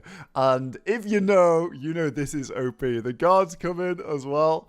Ah, the AFK's dream. Now, why is this so useful? Dust Devils, you used to have to click on every single one of them. Now, you can just chill, sit back, and they will aggro you. You can keep your prayer up and you're doing AFK Slayer. Barraging Necreals, it used to be annoying. Now, don't worry. Science and prayer used in the same sentence. I never really thought about that. Whenever I hear prayer, I just think of like a skill in RuneScape. Because we've got the goading potion to help stack them up. Watch as it pulls the monsters back into the stack. I guess it's the context, because whenever I hear prayer outside of this, I think of like prayer. But anytime I'm watching RuneScape, I'm just like, that's a skill. Well, that's true. Prayer is a skill, IRL. Yeah, true. stack. No more need for ults, no more need for darting NPCs. It's actually so nice to have things be aggressive to your character. Oh, it pulls the Abyssal Demon all the way from the room. For activities like this, it's gonna be a lifesaver. Look at that, I've got every single demon in here. So much better than what things used to be. I know this sounds ridiculous, but will drinking this pull a chin in towards my traps? No. What's he doing? Why are you out here, bro? They're repelling away from me. What's going on? Right, they've obviously thought about this one. And combined with goading and regeneration potions are the AFK's dream. Who knows what methods will be cooked up? It's only day tax evasion. one. Either way, AFK has got a massive buff today. There's no one at the GE because it's 2 AM. And this thing finally bought for 222 mil. The pre-pot device. What is it? A very expensive gadget. Now this device allows you to store potions. So let me store my range potions, super combats, anti-venoms, staminas, and extended super anti-fires. And when I click this thing, it should drink all of them at once. Let's do it. In one huge chug. I love that. Okay, that saves you time at the bank. Every time you want to gear up, do some PVM, you don't have to have like some massive tab going on with so many potions and things. You whip this out, you chug it once, you put it back in the bank, and you're good to go. It only cost 200 mil. Let's have a play with this. Can I put bastions inside there? What happens if I put these in? Will it do damage to me? Oh, it does. It does damage. What about an ensemble like this? Saradomin Brew, restore, then we're going to do our 2 divines and then a stamina. All right, for the full effect, what happens? Bam. Okay, so it does the brew, then the restore, then both divines, then the stamina. So this is a really handy gadget, you know. It's addictive. I almost don't want to sell it back. This is a really nice thing to have in the bank. Oh my god, I didn't lose. Wait, can you just... You can keep that in your inventory, right, though? And just, like, use it on Slayer tasks? Money for the first or no? time ever. I'm always risking my bank for the science, so you better be subscribed. Going back to this reward shop, everything is untradeable. Remember, you have to put herbs in, so you are spending money to get the rewards out of it. And something like the pre-pot device takes about 10 hours of high intensity activity. So it is going to stay expensive for a long time because the type of guy to use this is a rich man. Everything else in here is untradeable. Oh, near a bank? Yeah, that would make sense. And takes a while to get. So in the interest of trying to get this video on time, I'm going to give that a skip for now. These prescription goggles give you a chance to save your secondary. This alchemist amulet gives you a chance to create 4-dose potions. Potion storage is an interesting one. It allows you to open up a potion space in your bank. And the regent pouch is like a looting bag for herblore secondaries. Not too impactful. Yeah, there we go. That's the herblore minigame. It is a lot of grinding and it's quite intense. If you're familiar with this section of Varlamore, you might notice something different down here. The agility! Yeah! Huge Wyrm skeleton has been turned into an agility course. Okay, I've had a look. It's 6 clicks to get around this whole map, so it is pretty AFK, but the XP... Not if you're doing it the way I do it. It's like 27,000.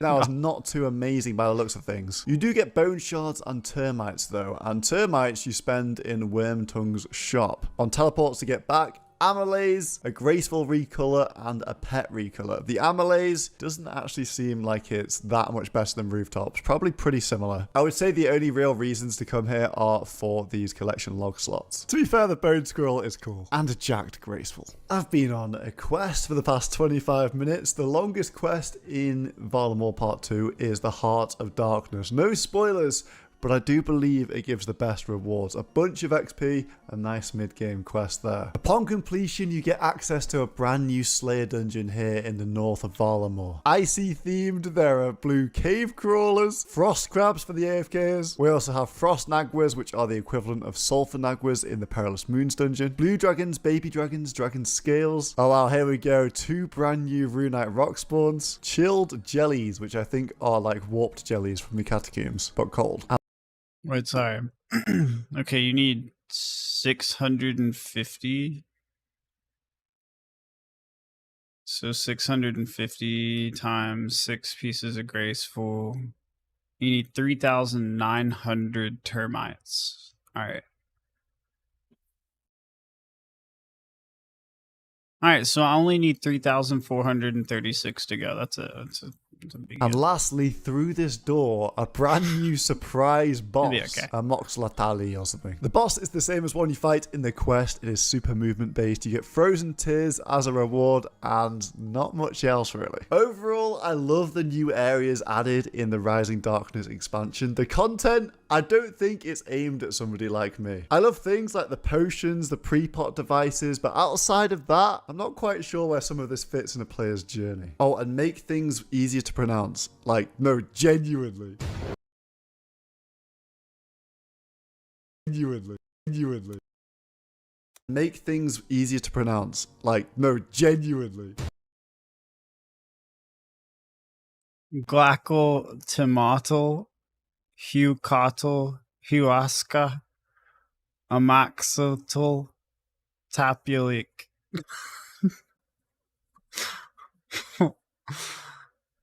What?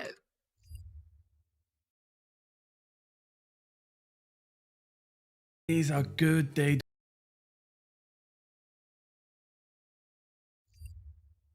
to play RuneScape. A new update just arrived.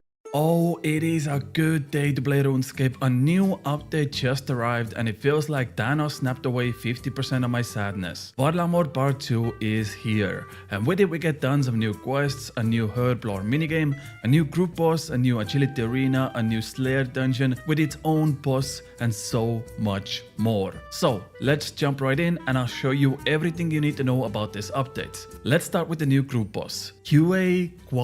In the last few years, Jagex has this I love that every person pronounces it different. fetish where they need to give every new boss and location names that nobody can pronounce. So instead of me saying Huey Quaddle every 5 seconds and messing it up, everyone should call him Huey. I hope he says that. Someone else said that in an earlier video. Call this boss the Serpent Boss. The way to No, call him Huey. We need to collectively come together as a community and call him Huey. access the Serpent Boss is easy. Number 1, it lies just south of Hunter's Guild, so you can just run there. Number 2, his name will be Huey Louie. You can just use your Quetzal whistle to teleport to Quetzalcoatl Gorge. And this is where you can bank as well. And number 3, once you have acquired the Pendant of Atitis, you can come to this statue.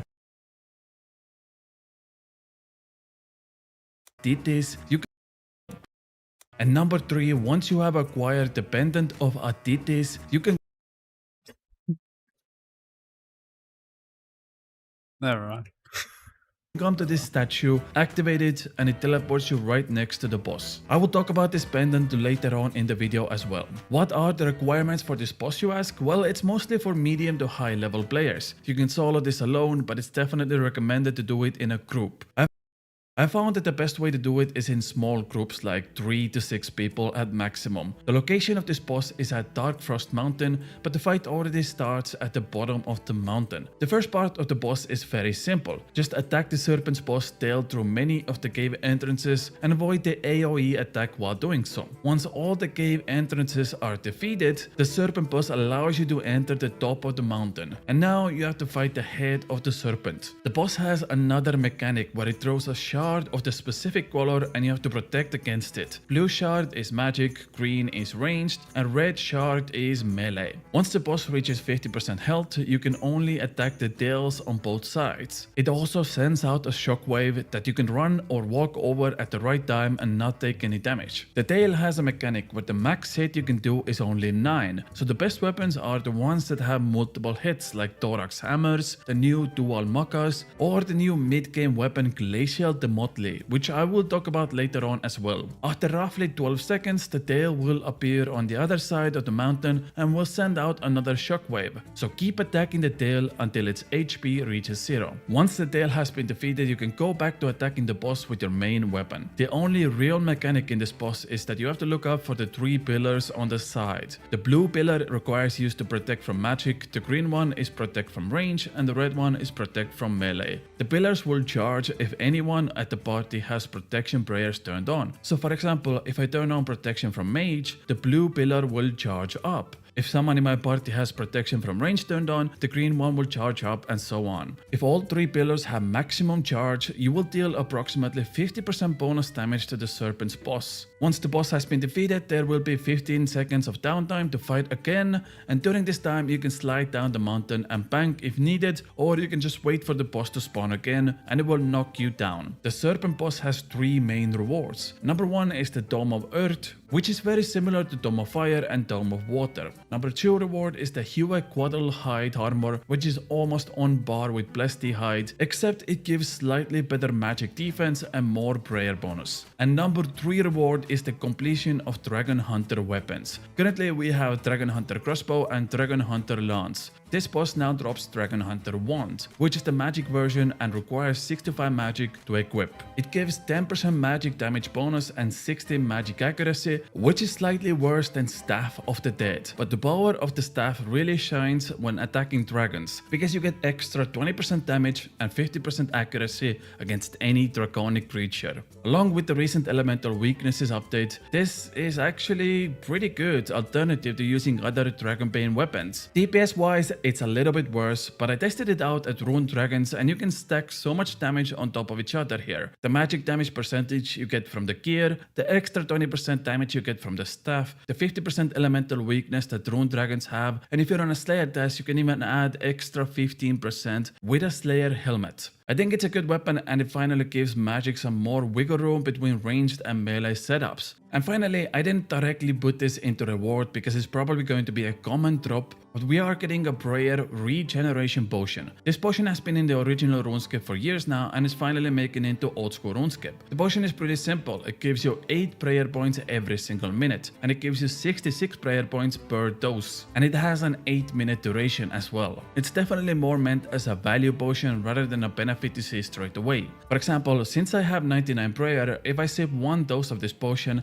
and I turned on protection prayers, my prayer would run out in 7 minutes instead of 5 minutes. So essentially I get 2 extra minutes of protection. To make the potion itself, you firstly need the seed drop from Serpent's boss and you need to grow the herbs yourself. They are also tradable. And if you want the secondary ingredient to make the prayer regeneration potion, we have to jump to the next update about Varlamore Part 2, which is the first herb lore minigame in old school RuneScape. Oh, and by the way, I have so many Varlamore videos coming out in the next week, so if you want to see those as well, make sure to subscribe to not miss out on the next video. Thank you very much. Mastering Mixology, the new herb lore minigame. The DLDR of this minigame is that these bad boys here are doing herb lore like nobody else in Gielinor, and everyone is getting on the hype train. So the boys need your help to make enough potions and you have to learn their ways. To firstly get here, there are a few options. Number 1, you can take the boat from Sunset Coast, which takes you right to Aldarin Island. And the second option is brand new BOH on the island where you can locate your house. Now the minigame itself is slower draining method than just doing potions, but the benefit comes from the rewards. The good thing about this minigame is that it doesn't use secondary ingredients, so you only really need to use herbs here.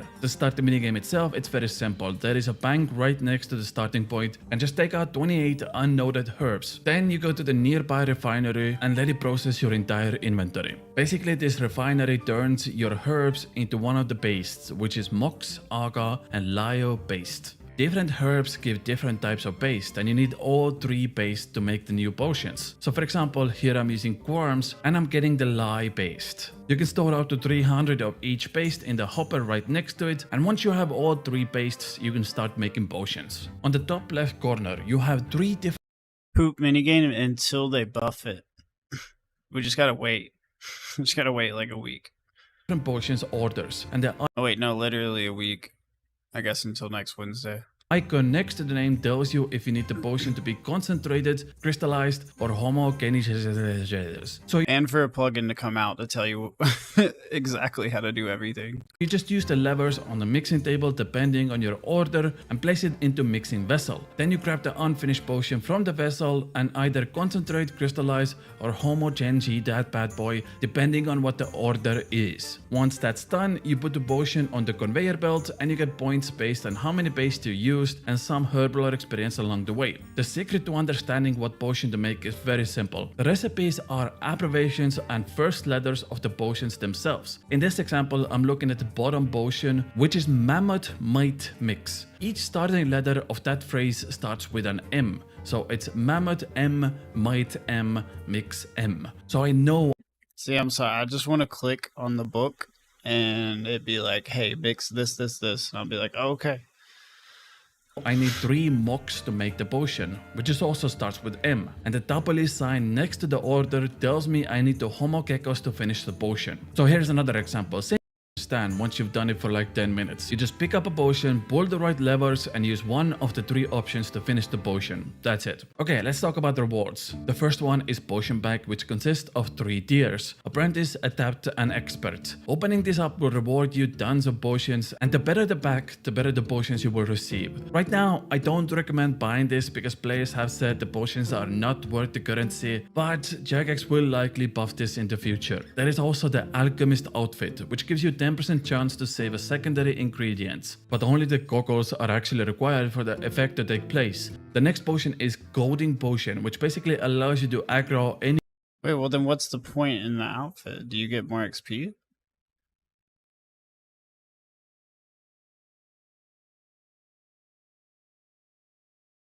Oh. So you just need the goggles. And the reagent pouch.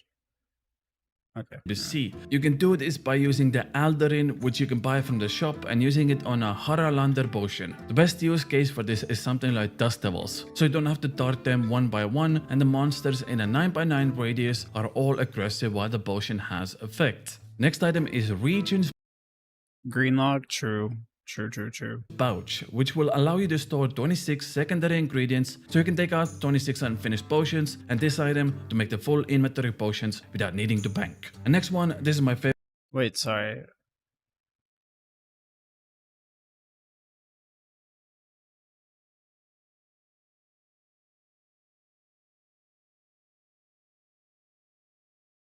Okay, I did not understand the meaning of this. That's actually really cool.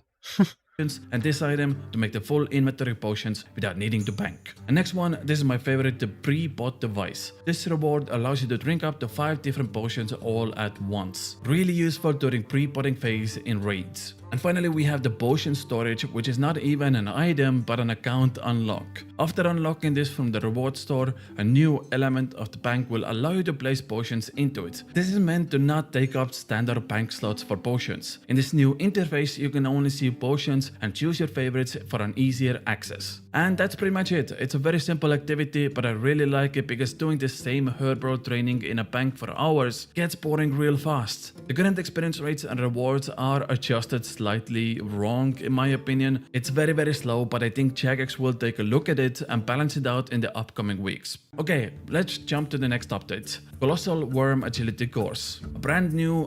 Yay! Every time they talk about agility, I'm like, woohoo! Yeah, you just run around this course and get stuff. Okay, cool. Agility update that came with Varlamore Part 2. The course itself has. Imagine how that'd be crazy if they actually messed up the agility course. It's like, yeah, you get stuck. 2 options. One is the simple one with 50 agility, and the other one is advanced with 62 agility requirement. The experience you're getting in this course will be slightly below other options in this level range due to its low intensity. The best you can probably do is roughly around 40,000 agility experience per hour. The course itself is very simple, just like any other rooftop agility, and it's really very chill. There is a part in the middle of the course where you literally have like a 20-second downtime. If you're running around the course, you also have a chance to find termites and bone shards. Your character will automatically pick them up as you go along the course, and you will get roughly 200 termites per hour, and you will also get bone shards, which will give you extra passive 7k prayer experience per hour. The 2 main rewards are MLI specs and Colossal Wyrm Agility Course teleports. There is also a reward for Graceful Recolor, and finally there is an option for Squirrel Transmog, which I think looks the coolest. This agility course is definitely for someone who wants to watch a movie or a Grievous YouTube video while also training their skill. Perfectly chill and decent experience. Next up we have a new Slayer. My XP rate is probably like 30k. I don't know. Or is it? It's gonna say that it's like 10k because I go AFK a lot. I'm 18k an hour right now, but that's also like standing still for 10 minutes at a time. Dungeon. To access this dungeon, you need to complete the sequel to Twilight Promise quest, which is the Heart of Darkness. With a guide, this quest takes roughly 25 minutes to complete. Once you complete it, it unlocks the Ice Dungeon. First of all, there is a demi-boss for Naguas with an improved loot We'll check in like 5 minutes. Table, and I must say this is probably my favorite part of this update. It's a very fun boss to do. It has a pet drop as well, and it's fairly simple. It's almost like Scurrius but in an ice form. I really like doing it. You can get like 50 cases per hour, and it's roughly 2 million GP hour moneymaker. The mechanics of the boss are fairly simple. Firstly, it's weak to crush attacks, and there's two main things you have to look out for. One is the boss throws down ice blocks that you have to destroy before it heals the boss, and the second one is a powerful magic attack that removes your prayers, and you have to activate it again to take 0 damage. The rewards are mostly alcohols, runes. It also has the new weapon I mentioned before, which is the Glacial Demodli, and I actually got it as a drop pretty early on. I sold the hammer for roughly 500k each, and I think it's a good weapon that requires 55 attack and has basically the same DPS as something like Dragon Scimitar, but it works as a crush weapon. And the other drop I got from this boss was the Pendant of 80s, and you can use this amulet to travel around the new parts of Varlamore. But firstly, you need to activate these places to use them. There are a total of 4 locations on the pendant. Number 1 is the Dark Forest, which is right next to the Serpent boss I mentioned before. Number 2 is the Twilight Temple, which teleports you right next to the Slayer dungeon I just talked about. Number 3 is Rala's Rise, which is right next to the Tiamat. And number 4 is north of Aldarin, which is another alternative option to teleport to the island. Once you activate all 4 places, you can use Frozen Tears, which are common terps from the boss, on the pendant. And now you have this new amulet that allows you to teleport to all 4 places. It is very convenient, and I would definitely recommend grinding this out. It saves so much time. I think the Slayer dungeon, the pendant, the new mid-game crush weapon, and the demi-boss are easily the best part about this update. And finally, just a small little update that is pretty cool is the costume needle. The new I actually forgot about the Slayer dungeon. I need to go do that. And the boss. Needle can be used in a way that doesn't require you to use a thread, and this actually is a pretty massive update. To acquire the needle, you need to first complete Death on the Isle quest. That takes about 20 minutes with a guide, but I would highly recommend doing this without a guide. It's actually a pretty fun quest, and there is a lot of funny dialogue in the quest. After the quest is completed, you can come downstairs behind the theater and talk to the customer, and she will give you a new needle. The reason it's so good is because oftentimes you are always one spot away from having the perfect crafting experience when doing D-hide buddies. But since now you don't need a thread anymore, you can perfectly craft 9 D-hide buddies in one inventory compared to 8 before. This slightly increases your experience per hour and is also very convenient. Overall, it felt like there was nothing big with this update, but I think Jagex will take in all the feedback and make adjustments accordingly. But that's about it. I thank you for watching this video. If you enjoyed this, make sure to subscribe, and I'll see you all tomorrow with another one. Bye! Bye.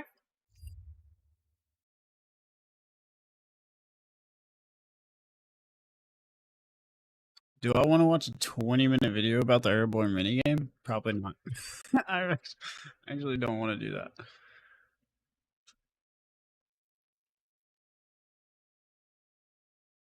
See that? All right, here we go. Now there's no dying, okay? We can die as much as we want on the main and whatever accounts we do for content, but now it's time to zone in because there's no such thing as dying on this account. Oh my god, this guy's name is Adios. 50 attack, 80 strength, 87 range, 52 prayer. So has 1 strength level, 2 range levels on me. I have more HP levels on him.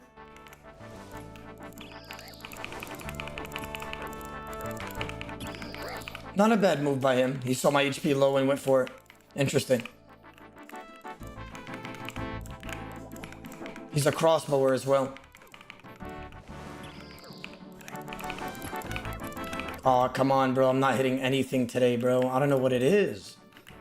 RNG's just ass today. You know what's crazy, by the way? I don't know if you guys saw, but this guy had an MSB in his hand, right? if I'm not mistaken, G-mold me and then pulled out a rune crossbow. Nobody brings an MSB in rune crossbow. You can buy a W shaker right now that has me on it with full bundles to the AGS for $15. That includes 3 energy blends that come with it, 3 free energy drink, and a W shaker. Only 200 units left. Me wearing bundles with the Ogie. Yes, sir. Buy it now, gentlemen.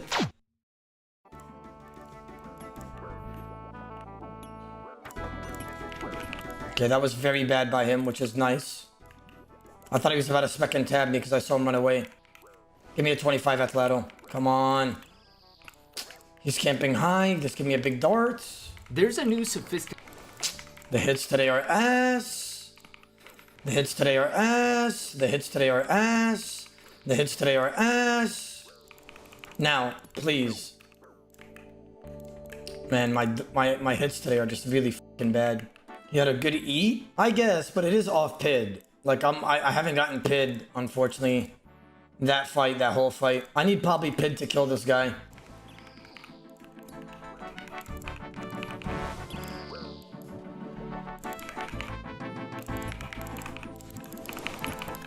Nice. Now that's the RNG we needed, bro.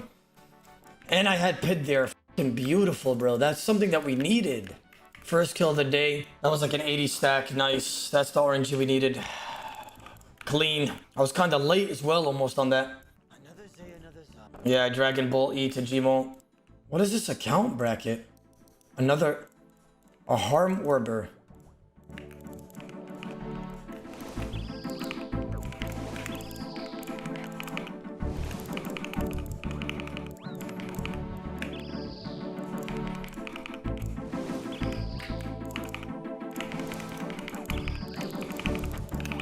Nice. It's a free fucking kill. Yeah, those Harm Orb guys are very strong, but if you kill them fast, it's a free kill. He had, what, 66 HP? Give me that kill. 1.5 Miller. Put it in the trash. Relic? No relic. Bro, last stream, I don't know if you guys know, whoever was watching last stream. I ended up getting, look how many ancient emblems I got last stream. Look at that. Just off that one day of Bounty Hunter. Just a few kills, like 20. Isn't that crazy? Shaco. He has 4 combat levels on me. Alright, here we go. This guy's 90 strength, 90 range, 50 attack.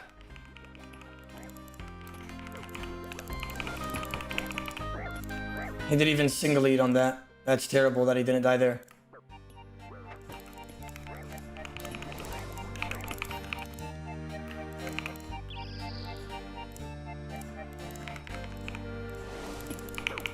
Nice, that's a free kill, I'm not gonna lie. That guy was free loot. No crate though. I'm not gonna lie though, could somebody clip that? I know it didn't seem like much, but I wanna show you guys the little moves that I do in order to get extra odds. Can somebody clip it? Just that kill there. Like, clip the last like 7 seconds, real quick. I wanna show you guys the... Wow, he had rune crossbow snuck in his back pocket. Wow, he had the crossbow in his pants leg. He had MSB, but crossbow in his pants leg. He was ready. He was ready to pull it out. So guys, right now it's my PID, right? You can obviously see that, okay? So when I hit with Atlatl Dart, I get 2 extra max hits, or maybe even 3, depending on the gear that I'm wearing, with Beering Eye, okay?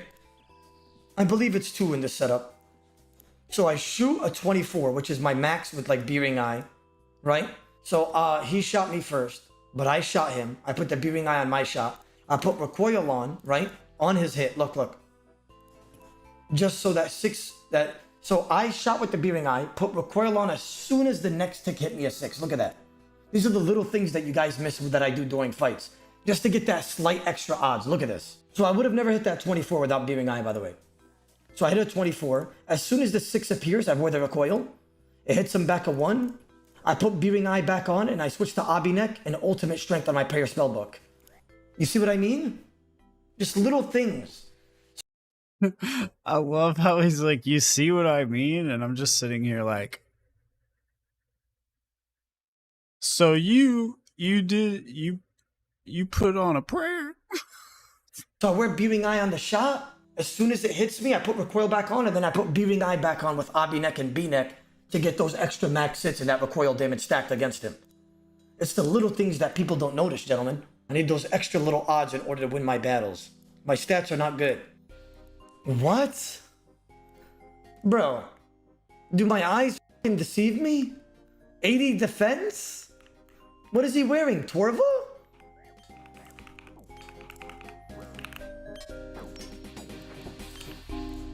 He has no fire cape. He has myth gloves, no regen. He just double spec right off the bat.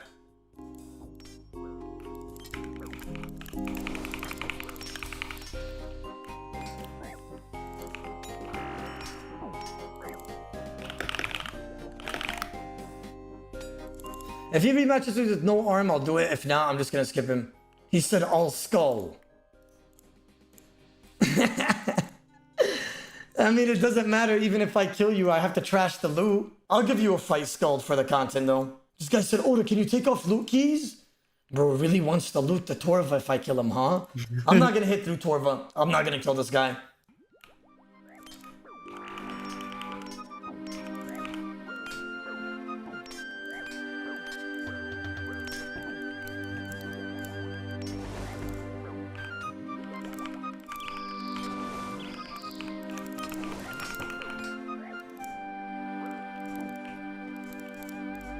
Chat, is my G-Mole and Abi-Mole gonna hit on this guy?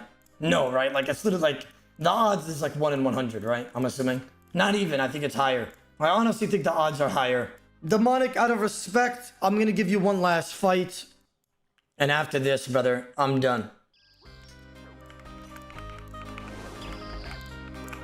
No DPS. My G-Mole is not hitting on that. A 0-0-0 on 40. Alright, listen. Put helmet DPS. Actually, no. Put plate body and DPS like in Envy or something, bro. Otherwise, this is just an insta skip. Like, I'll give you one last fight if you do that. Like, I'm really pushing my limits for you. I'm wasting supplies. I'm risking that you're gonna pit swap me. Like, you know what I'm saying? Like, you could hit like a 70 something hammer. Like a 70 probably on the dot or a little bit higher. Okay.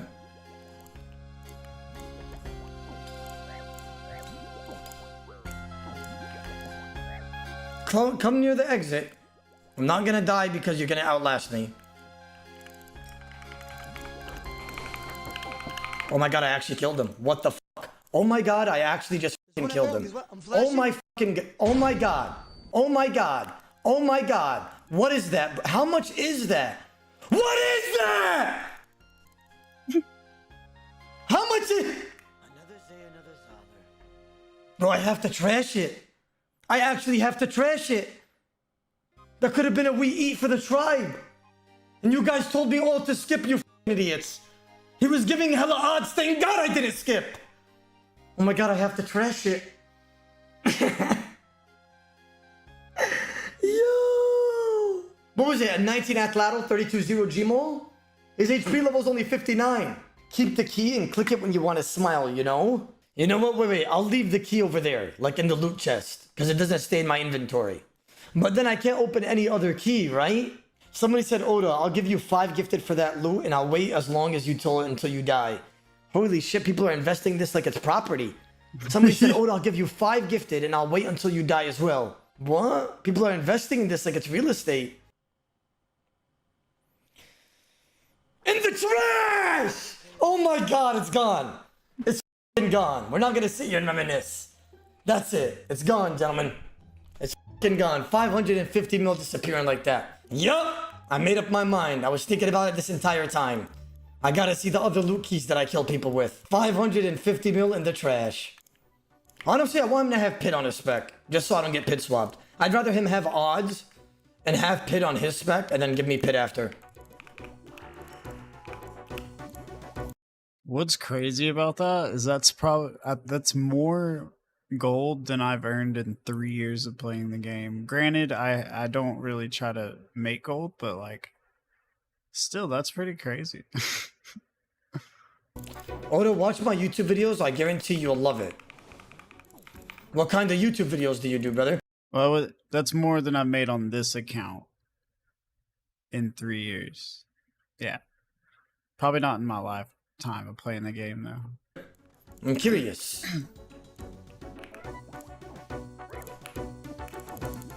Low HP accounts. So wait, did you get that Infernal by yourselfer? Thank God you're typing. I'm sorry, that's why I kept asking questions. I know it's very dickheadish. I knew you were listening to the stream, and I kept trying to get you to type. That's why I kept asking questions, bro. I'm sorry, bro, but sometimes you gotta be a scumbag to get a kill. Sit down, bro, sit down. I gotta keep asking questions and get you a little bit interactive with the conversation. 7.2 mil in the trash. I gotta heat up coffee, BRB. Shag your ass. Bold Beta. Oh no. Bold Beta, the guy that does the throwing axe with the debower 3000. Bold Beta, wait, let's talk about this before you hit me. Let's talk about this. I'm scared of you. I'm not gonna lie, I'm scared. I didn't get chanced, but I'm hella skipping him. That is just too much damage. I ate that perfectly and I almost still died. Oh my god, you guys didn't even see that. Oh my god. Wallah, I wish you guys seen that. I'm so sad it was on full cam. Wallah on my life. I'm not lying to you. I double 8 to 108 HP and he hit me a 40, 37, 18, all on the same tick, and then another throwing axe hit me on 8, but I had P-neck on, so I negated the damage. Because my P-neck popped and it negated like the rest of the damage that was gonna hit me with. 40, 37, 18, all on the same tick, and my P-neck negated the damage. This guy's name is Magic Pier. Is this a harm orber? Oh no, he's a range demolder.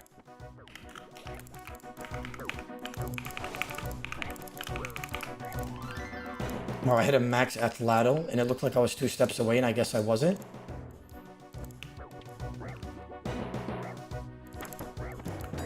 Oh my god, I tripled that immediately.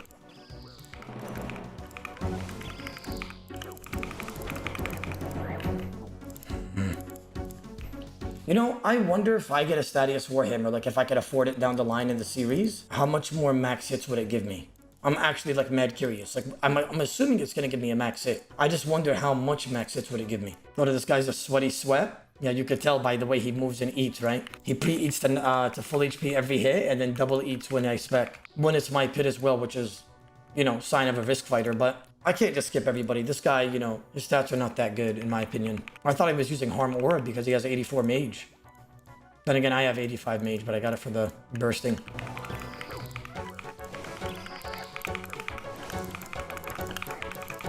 Wow, he tripled? Really?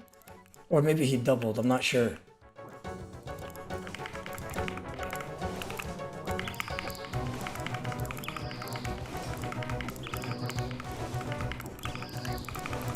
Nice, bro. He was a sweat bag. He was a sweat bag, but he was killable, like I said. He messed up on a eat there. 1.5 mil in the trash. Pink 10s. 50 attack, 83 strength, 83 range, 31 prayer, 83 HP. ZL, brother.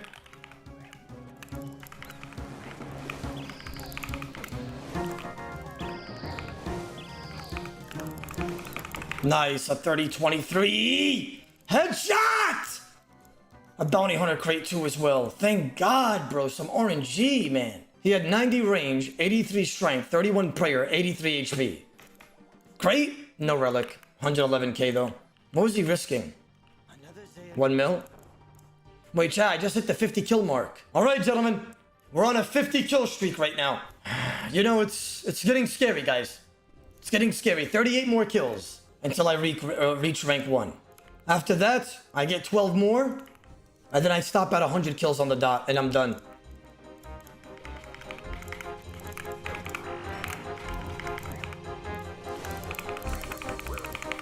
Well, that's a free kill. This is the guy that skipped me earlier when in the lobby, remember? Anybody remember that guy from earlier in the stream? Rat cat. This guy's a very weird build. Is he Harbonized Orb? I'm curious to see what kind of build this guy is. I think this guy's Harbonized Orb. I want to see, what do you look like? What are you wearing? Or are you Ballista Double Maul? Or are you Crossbow Double Maul? What are you wearing, sir? Well, he has knives. Is that a quiver on his back? Interesting. There's one weakness with him, though. If it's my pit, he dies.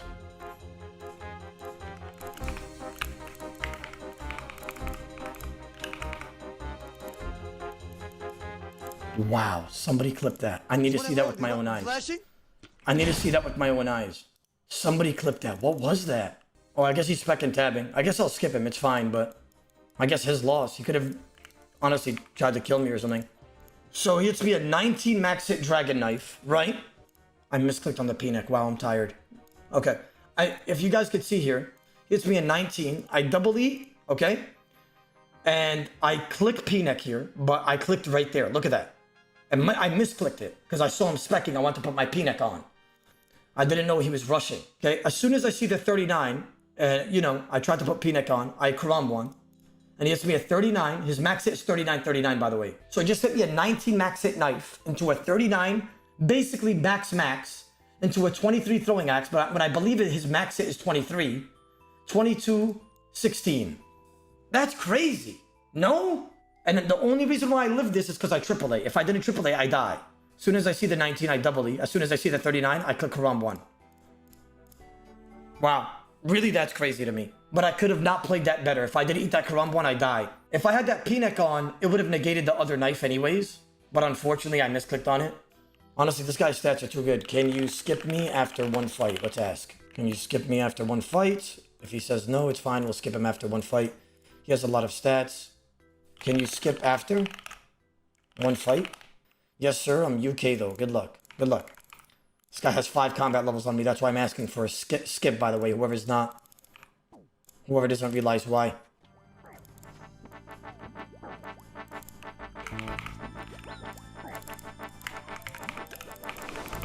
Oh my god, what is that? What? Okay. Finally, RuneScape's reciprocating that RNG a little bit. I was ready to skip that guy if I didn't kill him. Look at his stats. Level 75, which means he has 5 combat levels on me. 98 range, 45 prayer, 96 strength, 50 attack, 90 HP. Bro had odds all over the board, bro. All over the board. But we just got another tier 10, guys. Beautiful. Let's turn it in. A 385 pointer. Well, 383 now.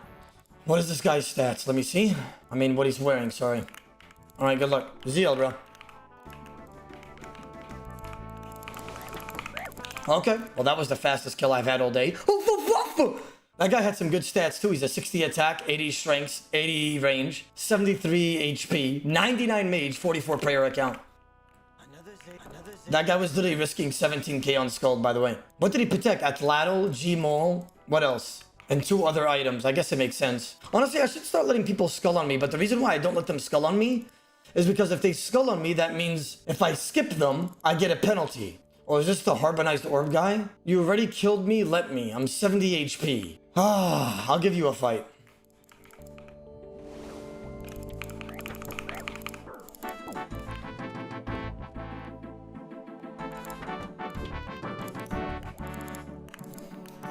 I just realized you're 94 strength. Wow, so you can hit like a 47, 37, 37, I think. But when I fight people with like high KO potential, my heart starts beating. But the thing about it is this guy's low HP, so I can easily kill him as well. He's only 70 health. My heart starts beating out of my chest. I get scared. I'm a Zoward. I'm a Zoward, goddammit. I admit it.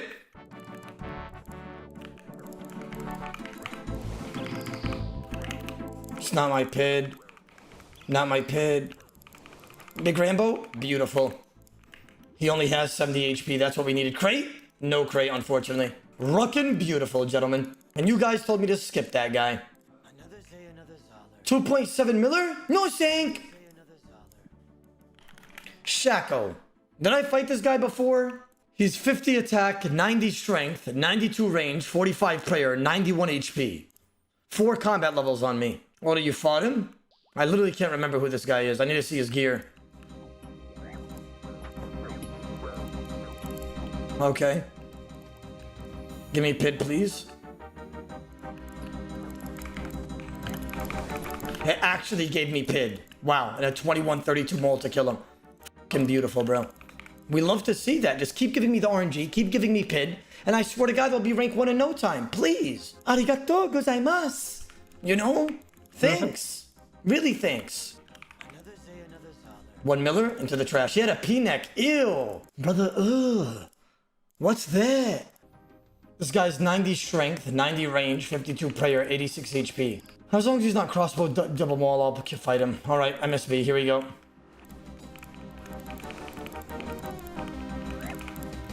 I fucked up on my spec.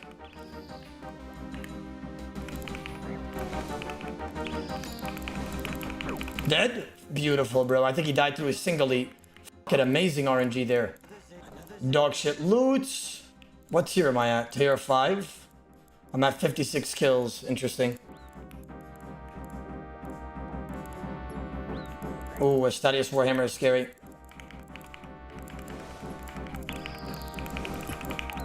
Oh my god, bro. Back-to-back kills just like that. Beautiful.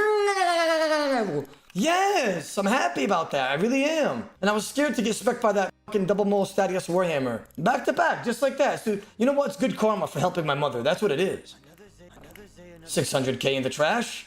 He didn't die, I didn't. Bro, this guy's 3 defense. So we both fucked up on defense, huh?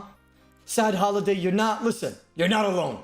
You're not alone, my brother. You're not alone, brother. We both fucked up our defense, it seems.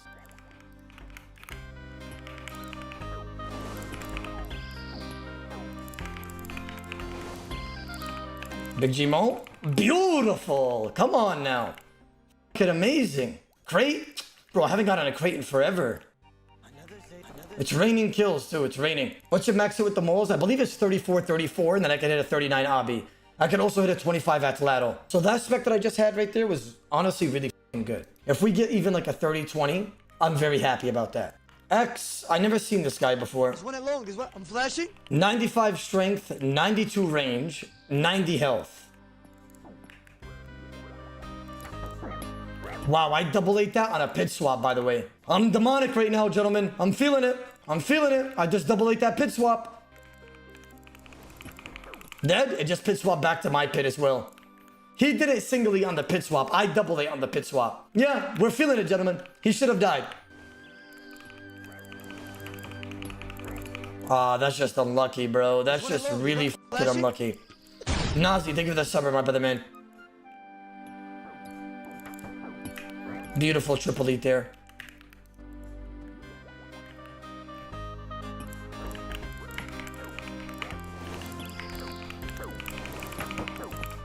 Oh my god, that was scary. He spec'd at the same tick as I spec'd. Woo! Scary! It was my pit though, so I get Obby Mole before him. And I triple eight on the same tick. I'm at 59 kills here. Opium? Opium. What's this guy's stats? He has Atlato. 90 strength, 80 HP, 82 range.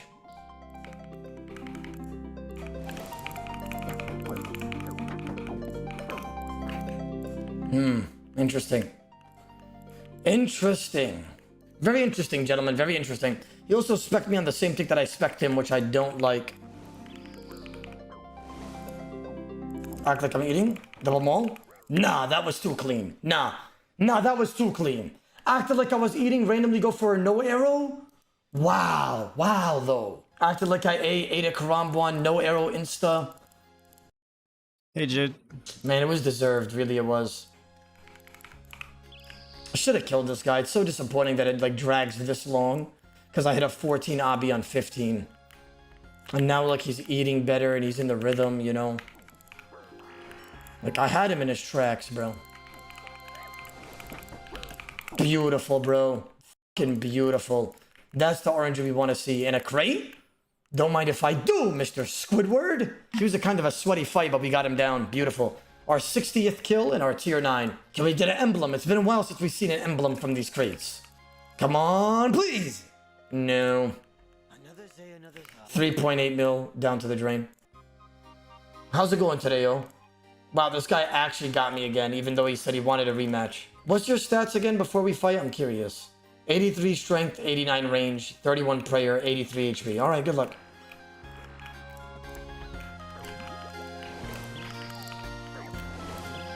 Is that a P-neck? It doesn't matter, you're dead in mode. No, please. Please send me back. That's not fair. He took his P-neck off and I expected me.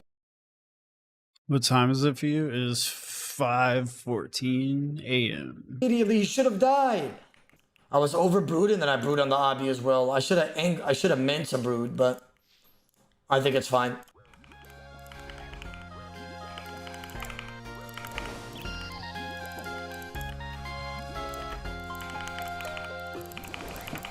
fucking beautiful. He tried specking me at the same time. Do not ever try to pull out the Gmaul into the afterlife. You're not gonna kill me. You're not! That's another tier 10, gentlemen. We take that. We snag that in the bank.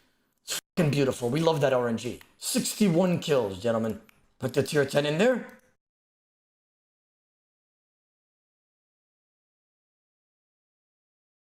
It's 7:15 for you. Are you going to bed or did you just wake up?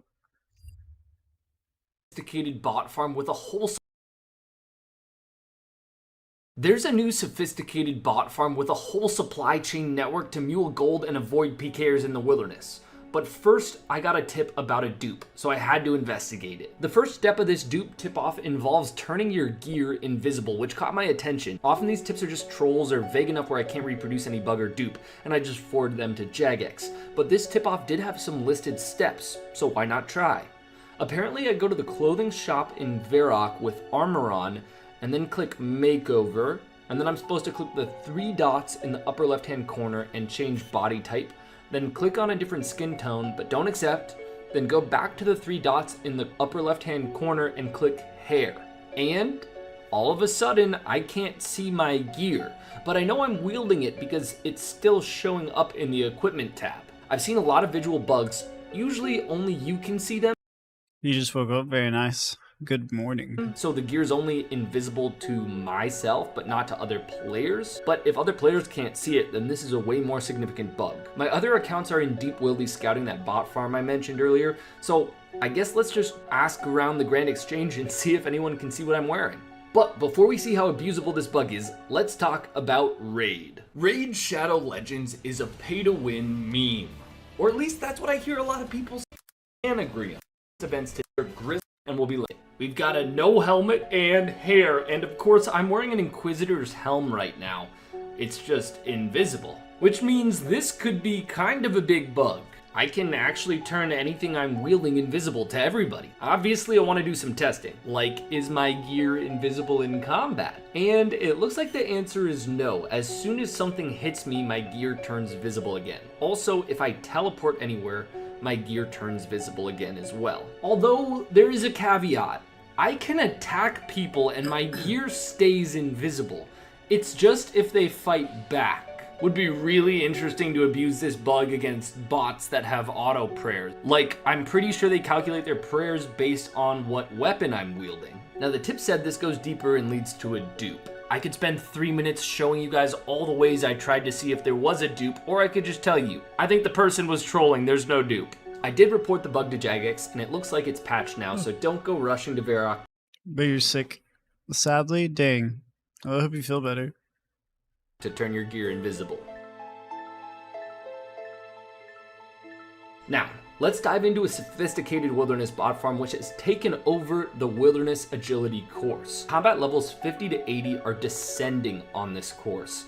Given their decently high total level and seemingly random stats, they're either hacked accounts or were carefully botted to avoid detection. My guess is the former. I've seen up to 10 in one world, and most worlds have at least 1. So obviously at the Deep Wildy Agility course, there are some interesting mechanics at play. The longer you stay logged in and at the course, the more GP you make per lap, maxing out at almost 3 mil GP per hour or 40-ish thousand GP per lap. This poses a problem to botters. You want your bots to make 3 mil an hour. It's a low requirement, high GP per hour moneymaker. But the more you hop or run to the bank, the less GP you make.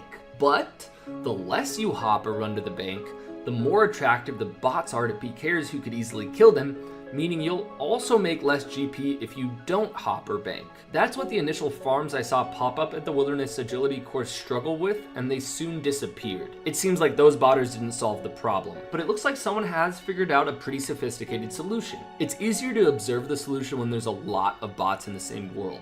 So, every few laps or so, we'll test that later exactly how many, but another account logs in near the dispenser and trades one of the bots for literally only a few seconds and then logs out. So the bots are using a mule, and while I'm watching, just a few seconds later another mule logs in and trades another bot. So they're actually using multiple mules across worlds hopping in and out. The mules don't even have that high agility level, so they are clearly just there to accept trades. And with the scale of this bot farm, how much gold would a mule have on it? Like a couple 100,000 gold or 10 mil? Let's start by trying to kill the actual agility bots and then try to kill the mules. So I hop in to kill an agility bot and the timing was somehow perfect and I caught a mule. I thought it would run, but it didn't. And it didn't even use protection prayers, but it did have a lot of food.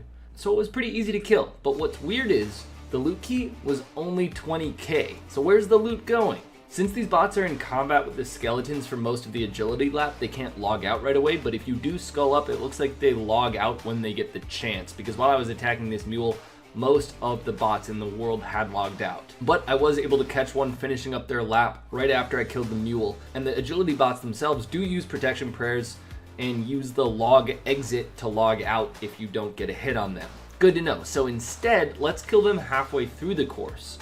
And that is a lot easier. Using the classic Staff of the Dead melee attack to make them protect from magic, and they drop pretty quickly because remember, they're only like combat level 60. I killed 3 in about a minute and none risked more than 50k. So these mules must hold a ton of gold because they're getting traded frequently from a bunch of bots, and I must have gotten really unlucky with the first mule I killed. So I started timing the mules, and it seems like any given bot muled every 6 to 10 minutes. So the agility bots have an absolute maximum of probably like 300k on them before a mule hops in and trades them. I'm guessing the average is probably closer to 100k if you were to kill them. So let's go for the mules. I tried 4 times unsuccessfully to log in while a mule was taking place. Even when the mule is in the trade window, they insta-hop if you log in near them. But finally, I caught one. Kind of crazy how sophisticated this bot farm is, except for the fact that if the mule gets attacked, the script is just like, oh well, you got me. They don't run, they don't pray, they just eat food and die. So, the loot of this mule, 500k. Not bad at all, but I bet it goes higher. So during this process, I noticed that the mules and bots don't log out if you aren't skulled. Even if you're wearing PK gear, it's probably to account for regular players doing the agility course. But just to prove a point on how little the scripters seem to care about their mules, I just waited around for one of the mules to reappear and then casually killed it with a Dragon 2H. This time, 600k loot. Now, I talked to a few PKers who had been farming the mules for a long time, and it sounds like the maximum anyone got from them is 2 million GP. Which is really good loot for a bot, but they definitely bank relatively frequently. I caught some of the mules running to the mage bank on camera.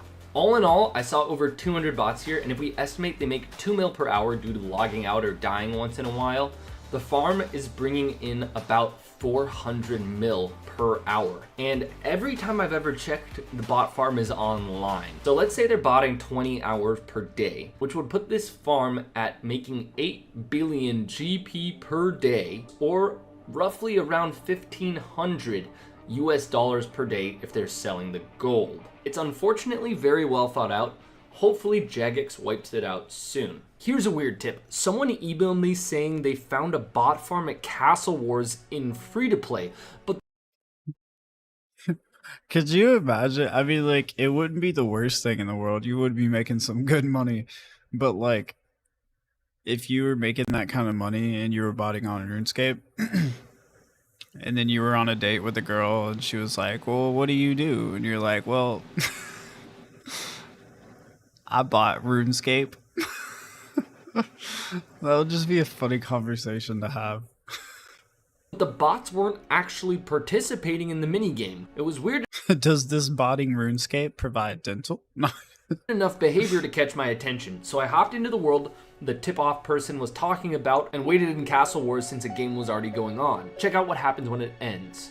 2 level 3s go to the bank and then log out. Almost immediately after, 2 other level 3s log in and join the next Castle Wars game. So I go in with them, and I get put into a lobby with one. And it definitely seems like a bot. It's not responding, it's not on the high scores. And once we're in the game, it actually does run around, but only to one spot near the river. And pretty quickly, 2 other very similar accounts from the other team run over to the same area. And they all just sit there.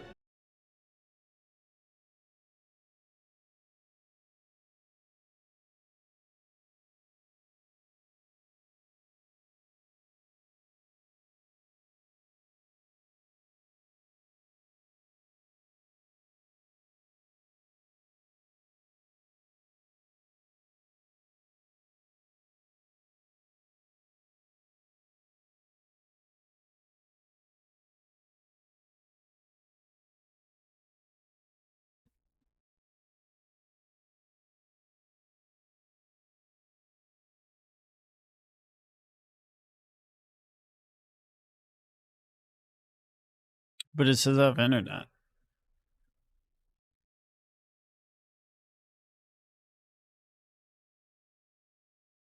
Are we back?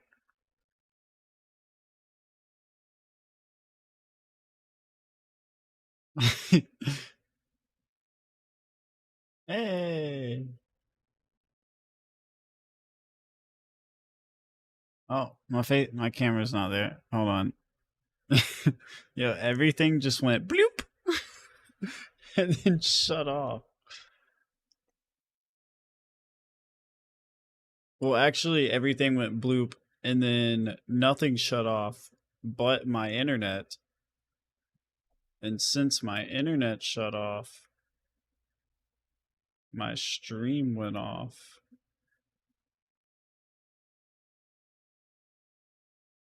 But it came back pretty quick. I'm gonna lie. Oh, my chair's leaving me.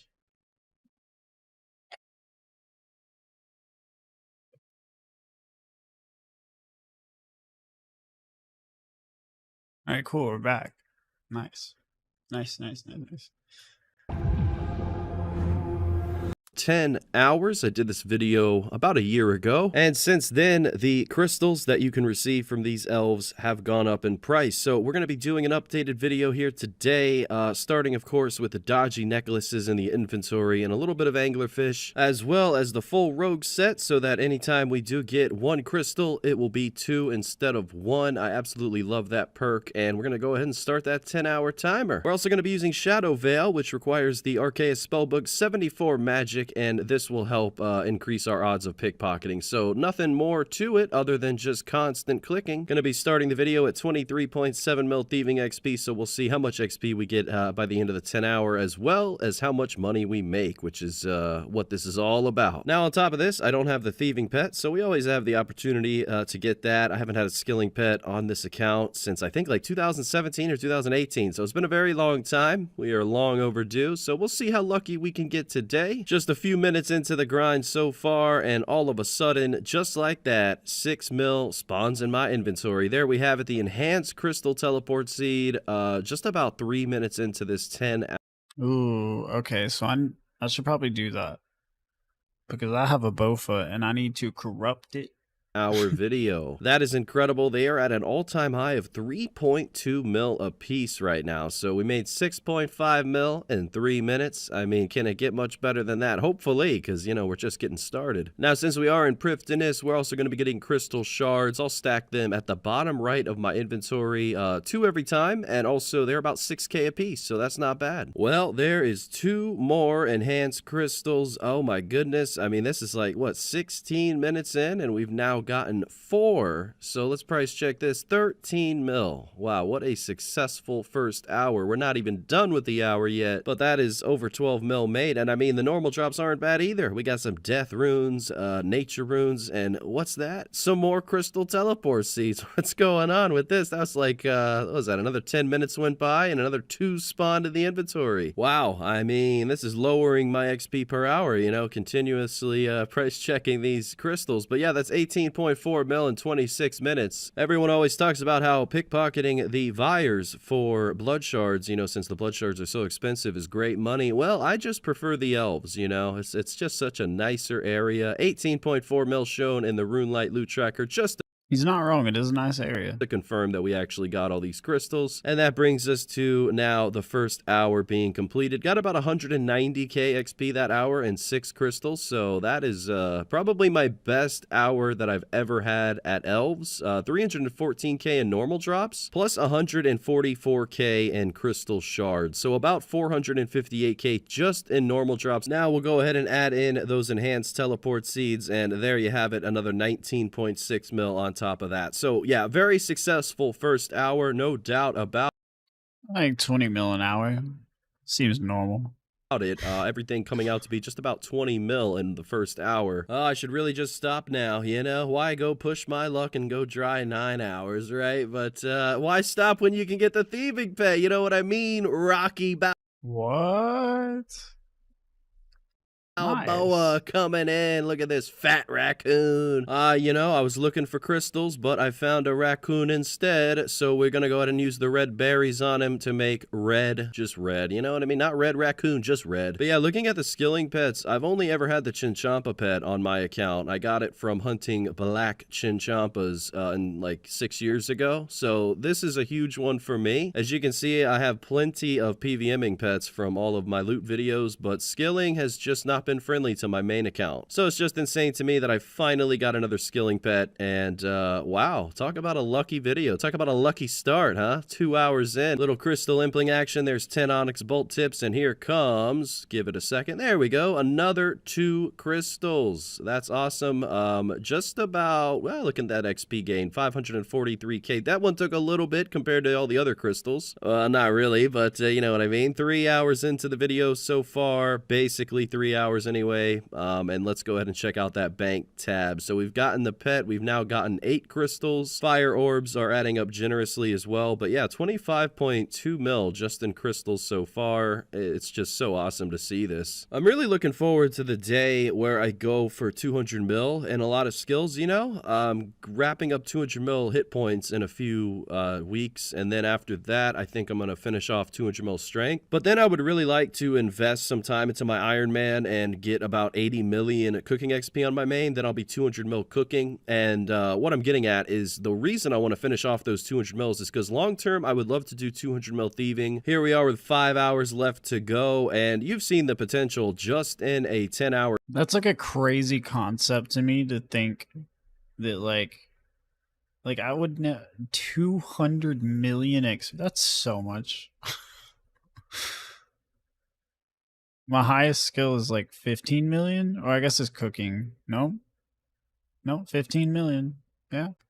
Session, well, just a 5-hour session so far. So imagine going for 200 mil thieving XP, you know, getting another 175 mil thieving XP just from elves. The potential to make billions upon billions of GP is there, and just look at these 2 crystals coming up in my inventory once again. I mean, it's like they never slow down. I would say these took the longest out of all of the crystals that I've received in this video so far, but yeah, I mean, it didn't take long to get another 2, you know, so it's just incredible. We're at 1 million thieving XP gains so far, averaging anywhere from 180 to 195k XP an hour. I'm not like super efficient, so I don't get the 200k an hour, but we're sitting at 12 enhanced crystal teleport seeds, and yeah, actually managed to run into another crystal impling, so we went ahead and caught that. Always a nice perk to get a crystal impling while you're doing some pickpocketing in this priftinous area. But yeah, I'm just so happy that my thieving XP is still only 25 mil. I knew so many people that have pulled off 200 mil thieving years and years ago. You know, look at that 25 mil thieving coming in. Really nice milestone. And not too long after that, another batch of teleport seeds. So, but what I'm getting at is, you know, all those guys who had to suffer through pyramid plunder for 200 mil thieving back in the day, or even pickpocketing RD Knights, you know, it's nothing like pickpocketing elves. I mean, I know the XP maybe is not the most amazing XP per hour at 99 for some people out there, but just the GP an hour really makes up for it. And can you imagine if they added like hard clues or elite clues to the elves drop table when you're pickpocketing them? Oh my gosh, you know what I mean? It would just make this place crazy busy. But it looks like they took down a lot of the bots here. I only ran into a few, so I imagine that's why the teleport seed went up so much. But overall, the 10 hours has been completed. I gained about 1.8 mil thieving XP, 40k magic XP, and now we're going to do the price check. All right, so here are the normal drops first. It looks like a decent amount of coins in 10 hours for you Ironmen out there. 2.4 mil GP, 3.3 mil overall from just the normal drops. But then we add in the 271 crystal shards, which comes out to be 1.6 mil. So overall, about 4.9 mil just from the normal drops in 10 hours. It's about 490k an hour. Then you throw in those crystals, 14 of them, 42.5 mil. So you add that on to the normal drops, and we made 47.4 mil in 10 hours. Plus, I obtained the raccoon. So doesn't really get much better than that. We're going to go ahead and sell everything now. Conclusion of this one, almost 5 mil an hour. So I know bonds are absolutely expensive right now, but this is a great method to obtain one quickly if you have the rogue set and 99 thieving and prifdiness unlocked. Yeah, there's always a catch to everything, isn't there? But it's definitely worth it. I mean, my Iron Man, he still has no access to prifdiness, so I feel you if you're on that side of the fence where you just haven't done the quest yet, you don't have the ability to do this yet, but you'll get there one day, you know, and don't say you won't. Gosh, I mean, I got a max cape. I never thought that would happen, and I still don't have the Inferno cape, but that's gonna happen one day too. You don't count yourself out. Never give up on yourself. Little motivation never hurts, but yeah, there is the Runelight loot tracker looking pretty well, and here's my Iron Man for you guys who are curious what my Iron Man's been up to. Recently, I've just been doing a lot of fishing. I did fish about 150,000 Zulrah scales, so my stack went up to almost 400k, and then I realized that I probably am never going to use those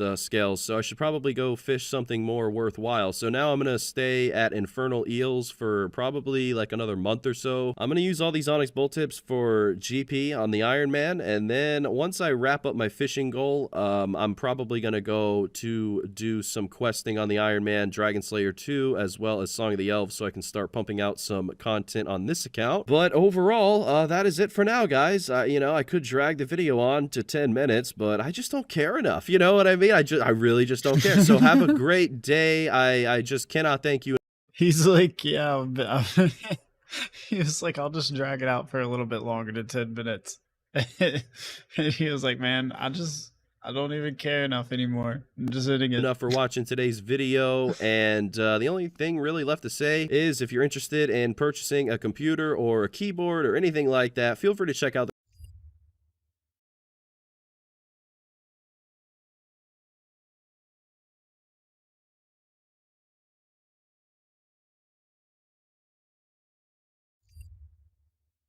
Part 2 has just released, and with it we have received tons of new content, a new boss, a new skilling method.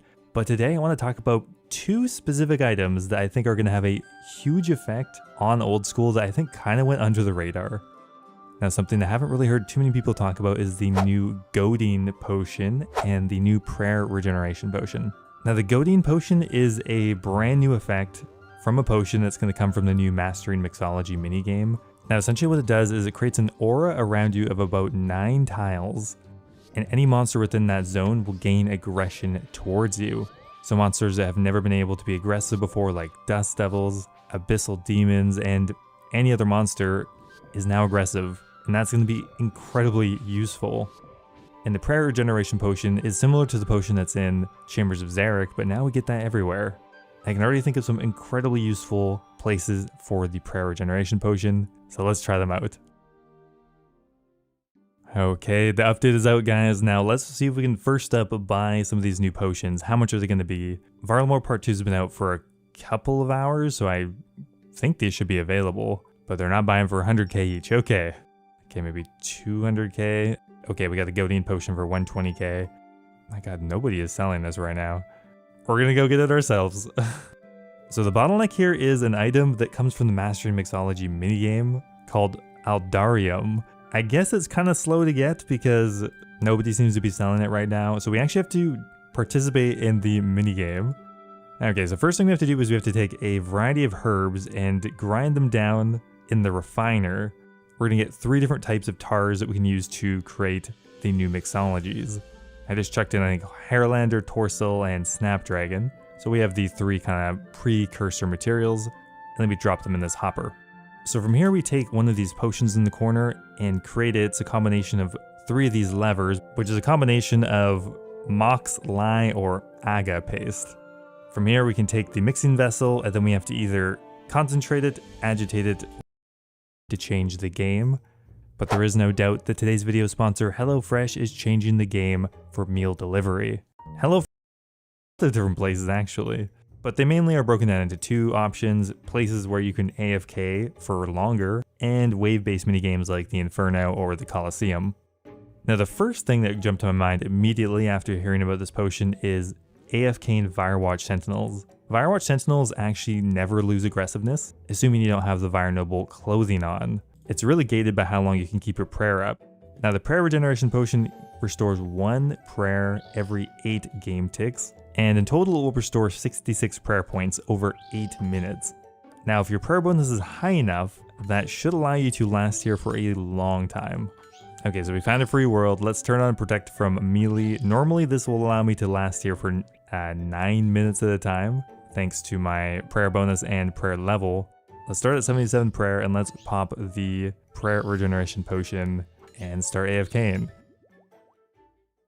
Now the first question is, will my prayer drop at all right now? And the answer is no. My prayer literally does not drop with Protect Melee on in this gear with the new potion. So, oh my god, that's so good. So that means we'll get an additional 8 minutes of AFK because essentially as long as the potion is active, our prayer will never go down, and then after it runs out, we have another 9 minutes of AFKing before our prayer reaches 0. But do you really expect to get a blood shard?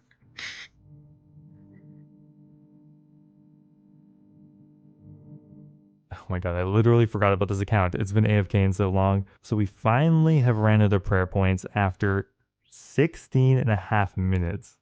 Yeah, sure, you don't actually want to probably leave your computer for 18 minutes here because, well, what if you get a blood shard? But it's just to show how good this is, and you wouldn't have to interact with your screen once if you didn't want to in over 15 minutes. Now, although in pretty much max prayer, you can AFK for nearly 10 minutes at a time by default, if you're, for say, killing a different monster where you haven't maximized your prayer bonus, Protect Melee may only last for 4 or 5 minutes at a time, in which case the prayer regeneration potion will be useful pretty much anywhere where you're not maximizing prayer as well. Now as for waved based minigames, this will also be incredibly helpful. Now essentially, if you fully utilize each 4-dose prayer regen potion, that will equate to 2 full super restores. Now for a piece of content like the Inferno, you might want to bring 2 of these, maybe 3. If you brought 2, that would allow you to have a prayer regeneration effect active for just over an hour, and for each one of these potions you bring, it's essentially 2 super restores worth of value and inventory space. So by adding these 2 potions in, you could remove 2 super restores and put something else there, more brews or more bastion potions, whatever, it will help you save space. And for the Coliseum, you probably just bring 1 of them, which will free up 1 inventory spot. Now the other potion that was added is the Goading potion, and this one is a little bit more interesting. So it creates an aura around you that makes monsters aggressive. Now, straight off the bat, probably the most useful things I can think of are Slayer related. So something like the Dust Devil, which normally isn't aggressive to you at all, you normally have to either use a Din's Bulwark or darts to aggro them. You can now simply just drink the potion and they'll all become aggressive towards you and will continue to do so for I think roughly about 10 minutes it looks like. And there we go, all of a sudden all the monsters around us are aggressive, which makes bursting here super easy. So if we go in the corner, we can group them all up like normal. And once they all die, more will continue to funnel in because, well, they're aggressive. Now you could even consider AFK in here as well if you wanted. The experience would not be as optimal and your costs would be higher because you're not optimizing your damage, but you could do it. You could probably AFK here for nearly 10 minutes, or as long as your Goading potion is active. The Dust Devils will funnel in and you can just keep barraging.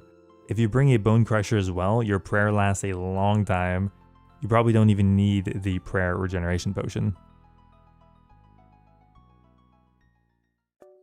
Okay, so another place the Goading potion is really good, if not better, is neck reels. This I think you legitimately can fully AFK now. The way they stack up seems to be nicer, and they keep funneling in. Like, we have so many neck reels to kill here and I haven't moved once. Sure, yes, you probably are going to have better luck stacking them up still, and the Goading potion will still be useful for that. But you can see it's still pretty effective just not moving at all, ice barraging them. So that is definitely going to be a pretty lucrative option, I think, for people who don't care about the loot and just want to AFK a nice barrage task for some Slayer experience. Another really enticing option I think is Abyssal Demons. Now these aren't normally aggressive, but if we drink the Goading potion, they will be. Now people would kill Abyssal Demons in this way, but you'd have to tag all of them with a trident or something, which is really annoying and would slow down your experience a legitimate amount. Now the nice thing about Abyssal Demons in the Catacombs is there's 2 rooms right beside each other, which the Goading potion reaches both of them. So all we kind of have to do is run around in the middle to kind of stack them up a bit and start barraging the clumps. It's so easy now. You don't need to attack each one. And Abyssal Demons are probably even better Slayer experience now. I don't have a task, unfortunately, but as soon as I get one, I'm excited to see if the Slayer experience is better or if just this is a huge quality of life buff to Abyssal Demons and now it's just way easier. Probably the latter. Anyway guys, that's all for today. Let me know what you think of the new potions. Thanks for watching, and I'll see you next time.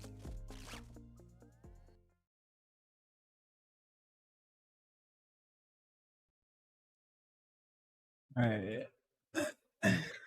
This she.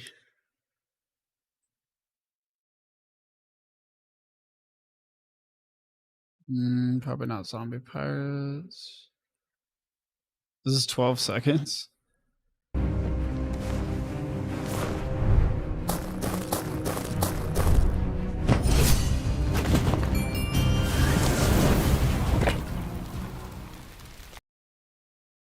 That's cool.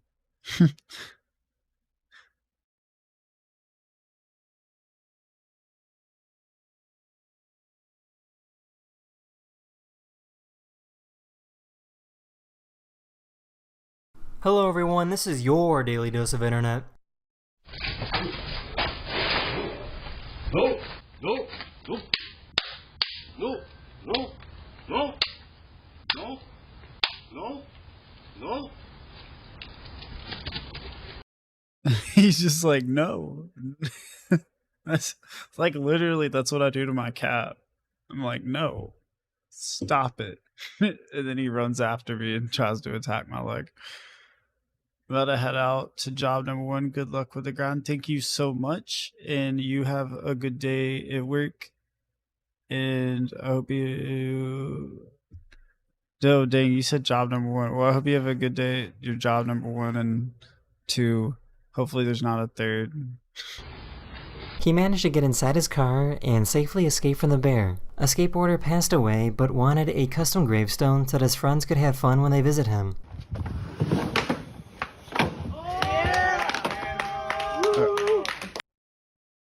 Okay, that's actually kind of cool. That's actually pretty dope.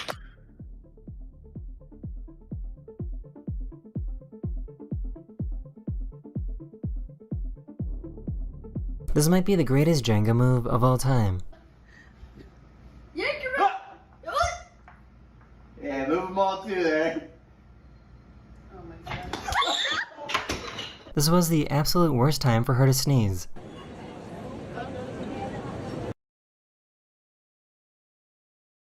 Hey, that's my grandma.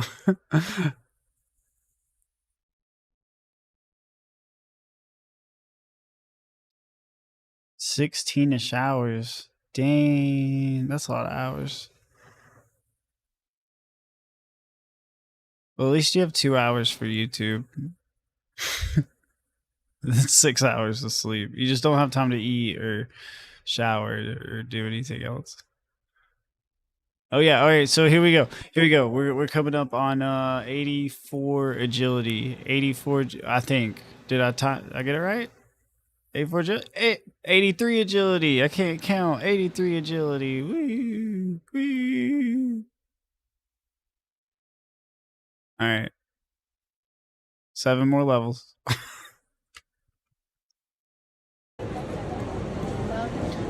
They wanted to introduce their new kitten.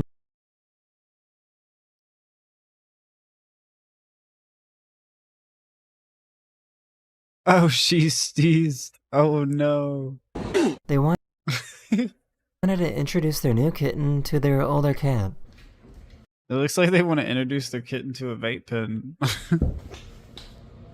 Oh, that's a light. Just kidding. Bro, he was like, hell no. What the fuck? He was like, what is that thing? My shadow came alive. So why is the zipline so aggressive?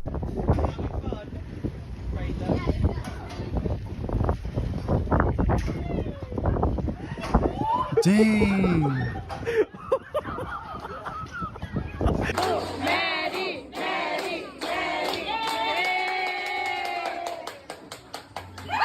Oh no.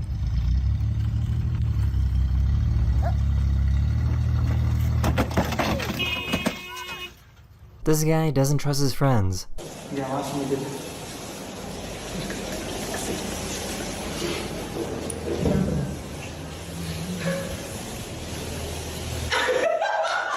This service dog can help out when she goes shopping. Yeah, I'm not even gonna lie. If I had friends that messed with me whenever I went to go use the bathroom, I would be. They would be my friends. That would be so annoying. Okay, now you can start. Yeah, okay. They all decided that they wanted a game in the mountains together.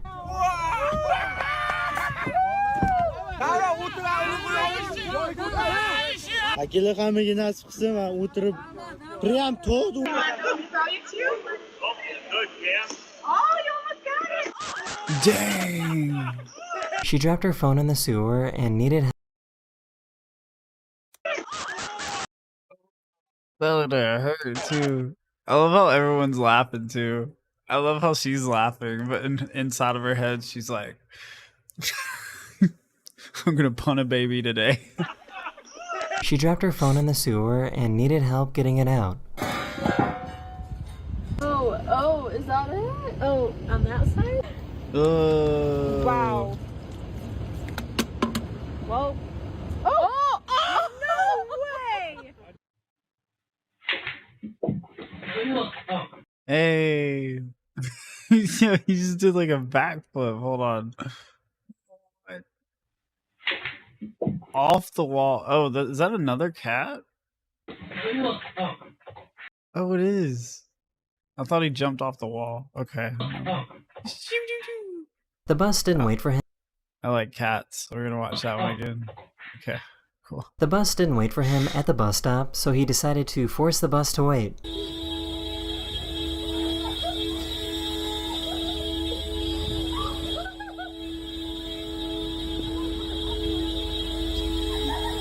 A police officer arrested a delivery driver, but was still able to deliver. I think he just makes. Well, of course he does, but I just kind of realized that he just makes these stories up. I mean, I'm sure some of them are real, but like most of the backstories, I think are just made up. But it makes it seem more real, so I'm glad he does it. Deliver the food. Hello. I got a policeman delivering my food. Yes, ma'am. Dang, he getting paid. He not getting paid enough.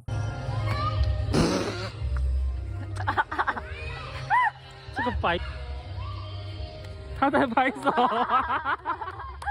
This is what happens when you celebrate your birthday at a fancy Italian restaurant. Birthday! Happy birthday!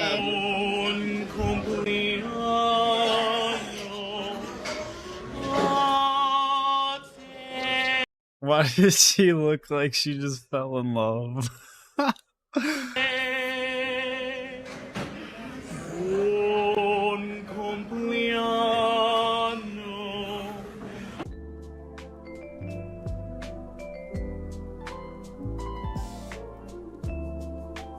Dang, bro. This is Pesto the Penguin, and he's going super viral on the internet because he's just a baby but is already bigger than his parents.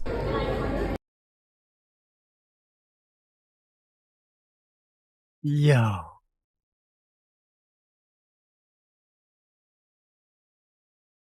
Look at this penguin.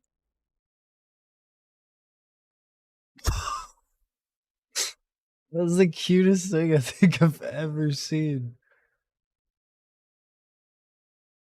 He's like, yeah, this is my mom and dad. What?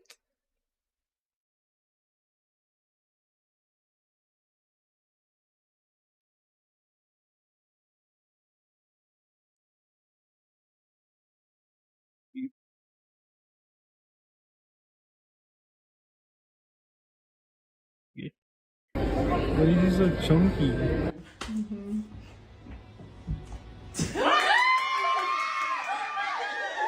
This artist knows how to paint by using light. The father penguin knows he's been cucked, but that's That's the crazy part, is that's the mom and dad. How does that...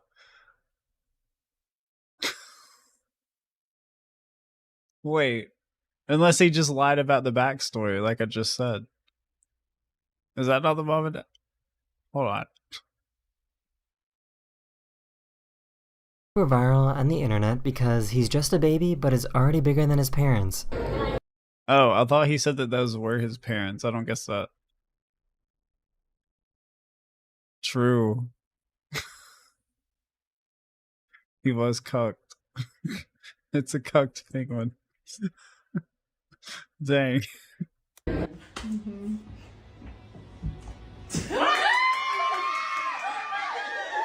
This artist knows how to paint by using light.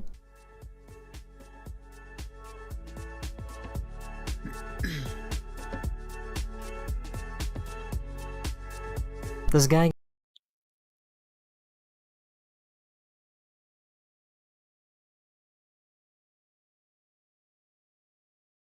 That's cool. This guy got a new horn for his truck. Like, that is really cool. It sucks you could do that with AI now.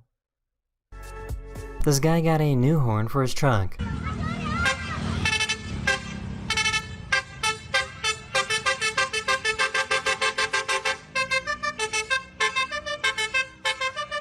This band decided to randomly take over a gas station and start jamming out.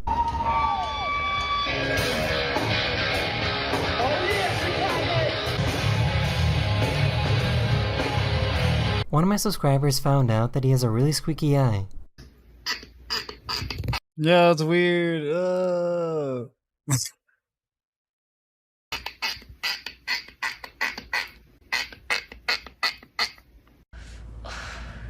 What a good Okay.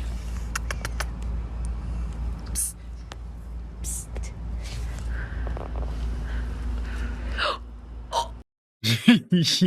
Yeah. That's crazy. The zoo decided. Oh, there's so many. They're all just like, hey, you want to join our cult? you want to be our friend? The zoo decided to have a gender reveal for one of their pandas. What is he trying to show you? Yeah, panda cute. Hold on, I gotta check my volume real quick. Hold on, I gotta check my volume real quick. Hours. So why is the zipline so aggressive? Restaurant. Okay. That's the crazy part. Okay. Whoa! He's blue color.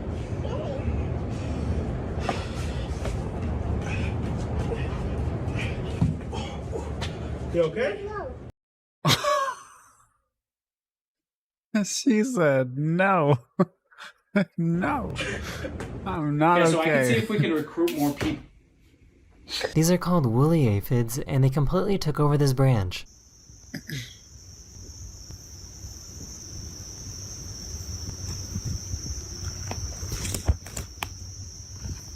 So why does this bird sound like a dinosaur? Oh my.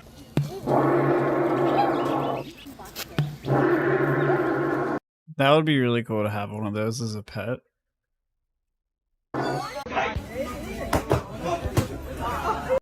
Yo, you missed, bro. Come on now. Whenever their vacuum gets clogged up, they ask their raccoon to help out. Here, unclog it. Got it?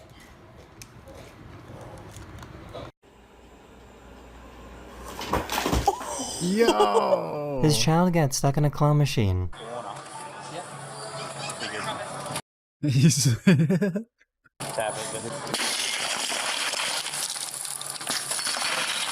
This might be the world's first robotic music conductor.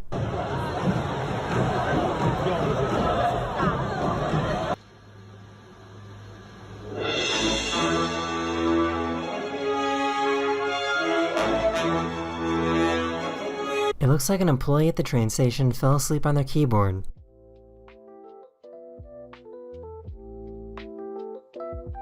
Poor Yeah, that's me before I end my stream. little guy was put in a love chokehold. Oh my gosh.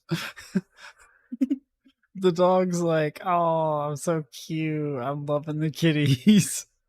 He's like choking him. He's like, get off.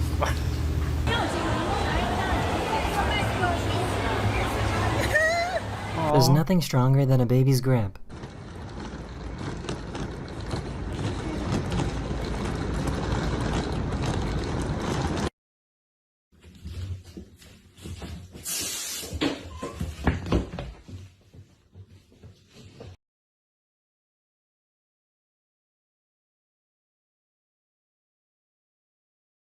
Is that real?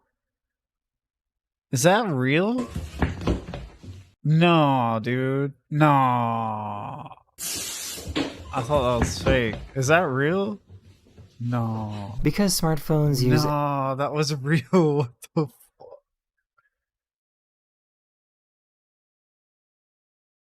No. That's crazy. No, no, no, no, no, no, no. If I ever see a bug that's even like a remote that size, like if I see the bug, I can't let it out of my sight. If I'm barefoot, doesn't matter. I will punch it, but you can't, like, I just can't let it out of my sight. Because if it gets away, I'm not going to be able to sleep that night. So, like, you see the bug, immediate squish. And then that's it. And then you deal with the repercussions. You got to wash your hands. Oh, well. But it's like, bro, if I saw that spider, it would have to die. Like, it would, it would be like we would lock eyes. It would be like, you have to die. Oh my gosh. I can't get over that. That's crazy. That is not, that is an animal.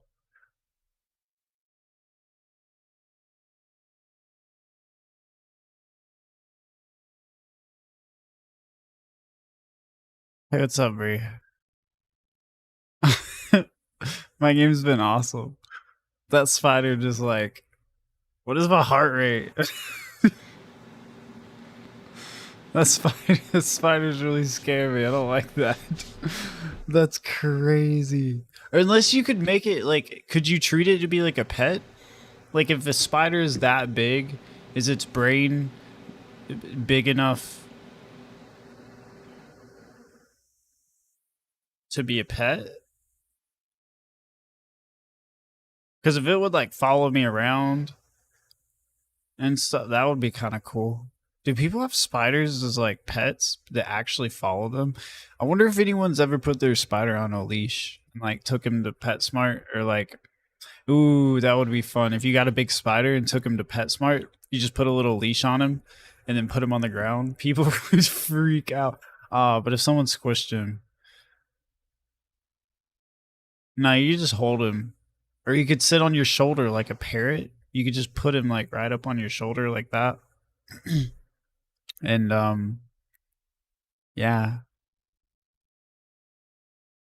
As long as he wouldn't bite you, I guess. He could go from like the shoulder to shoulder. You just like snap his finger. Anyway. Okay.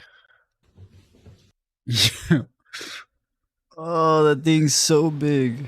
I don't like that. RuneScape is your main game? Yeah, pretty much. Well, I would say my main game is more, I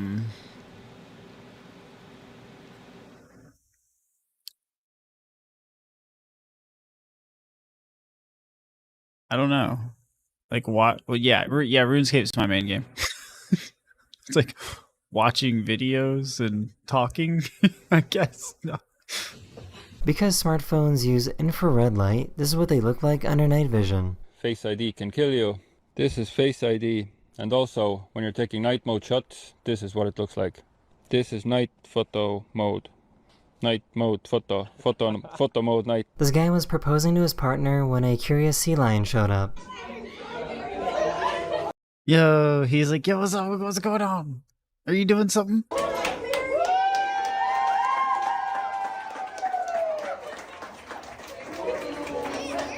Playing volleyball with a heavy medicine ball looks intense.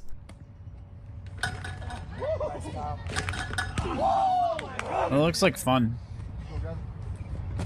Oh my god. Let's go! Well, it looks like fun until you get hit. That is Yenna's video. We hope you enjoyed. Then it's probably not fun anymore. Okay. I think I'm gonna end it here. It's what time is it? It's like 6 a.m. Okay. Yeah, so I don't have anything to do besides stream for the next like 2 days and sleep and eat.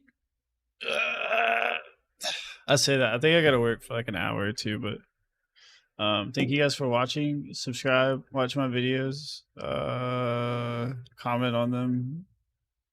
Have a good day. Have a good night. I don't know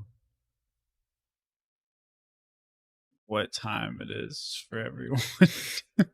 Anyway, you're all awesome. You're all loved. You're gonna have an amazing day. Sending you all my good vibe energies. I don't know what the fuck. All right. Have a good night, day, whatever. Peace.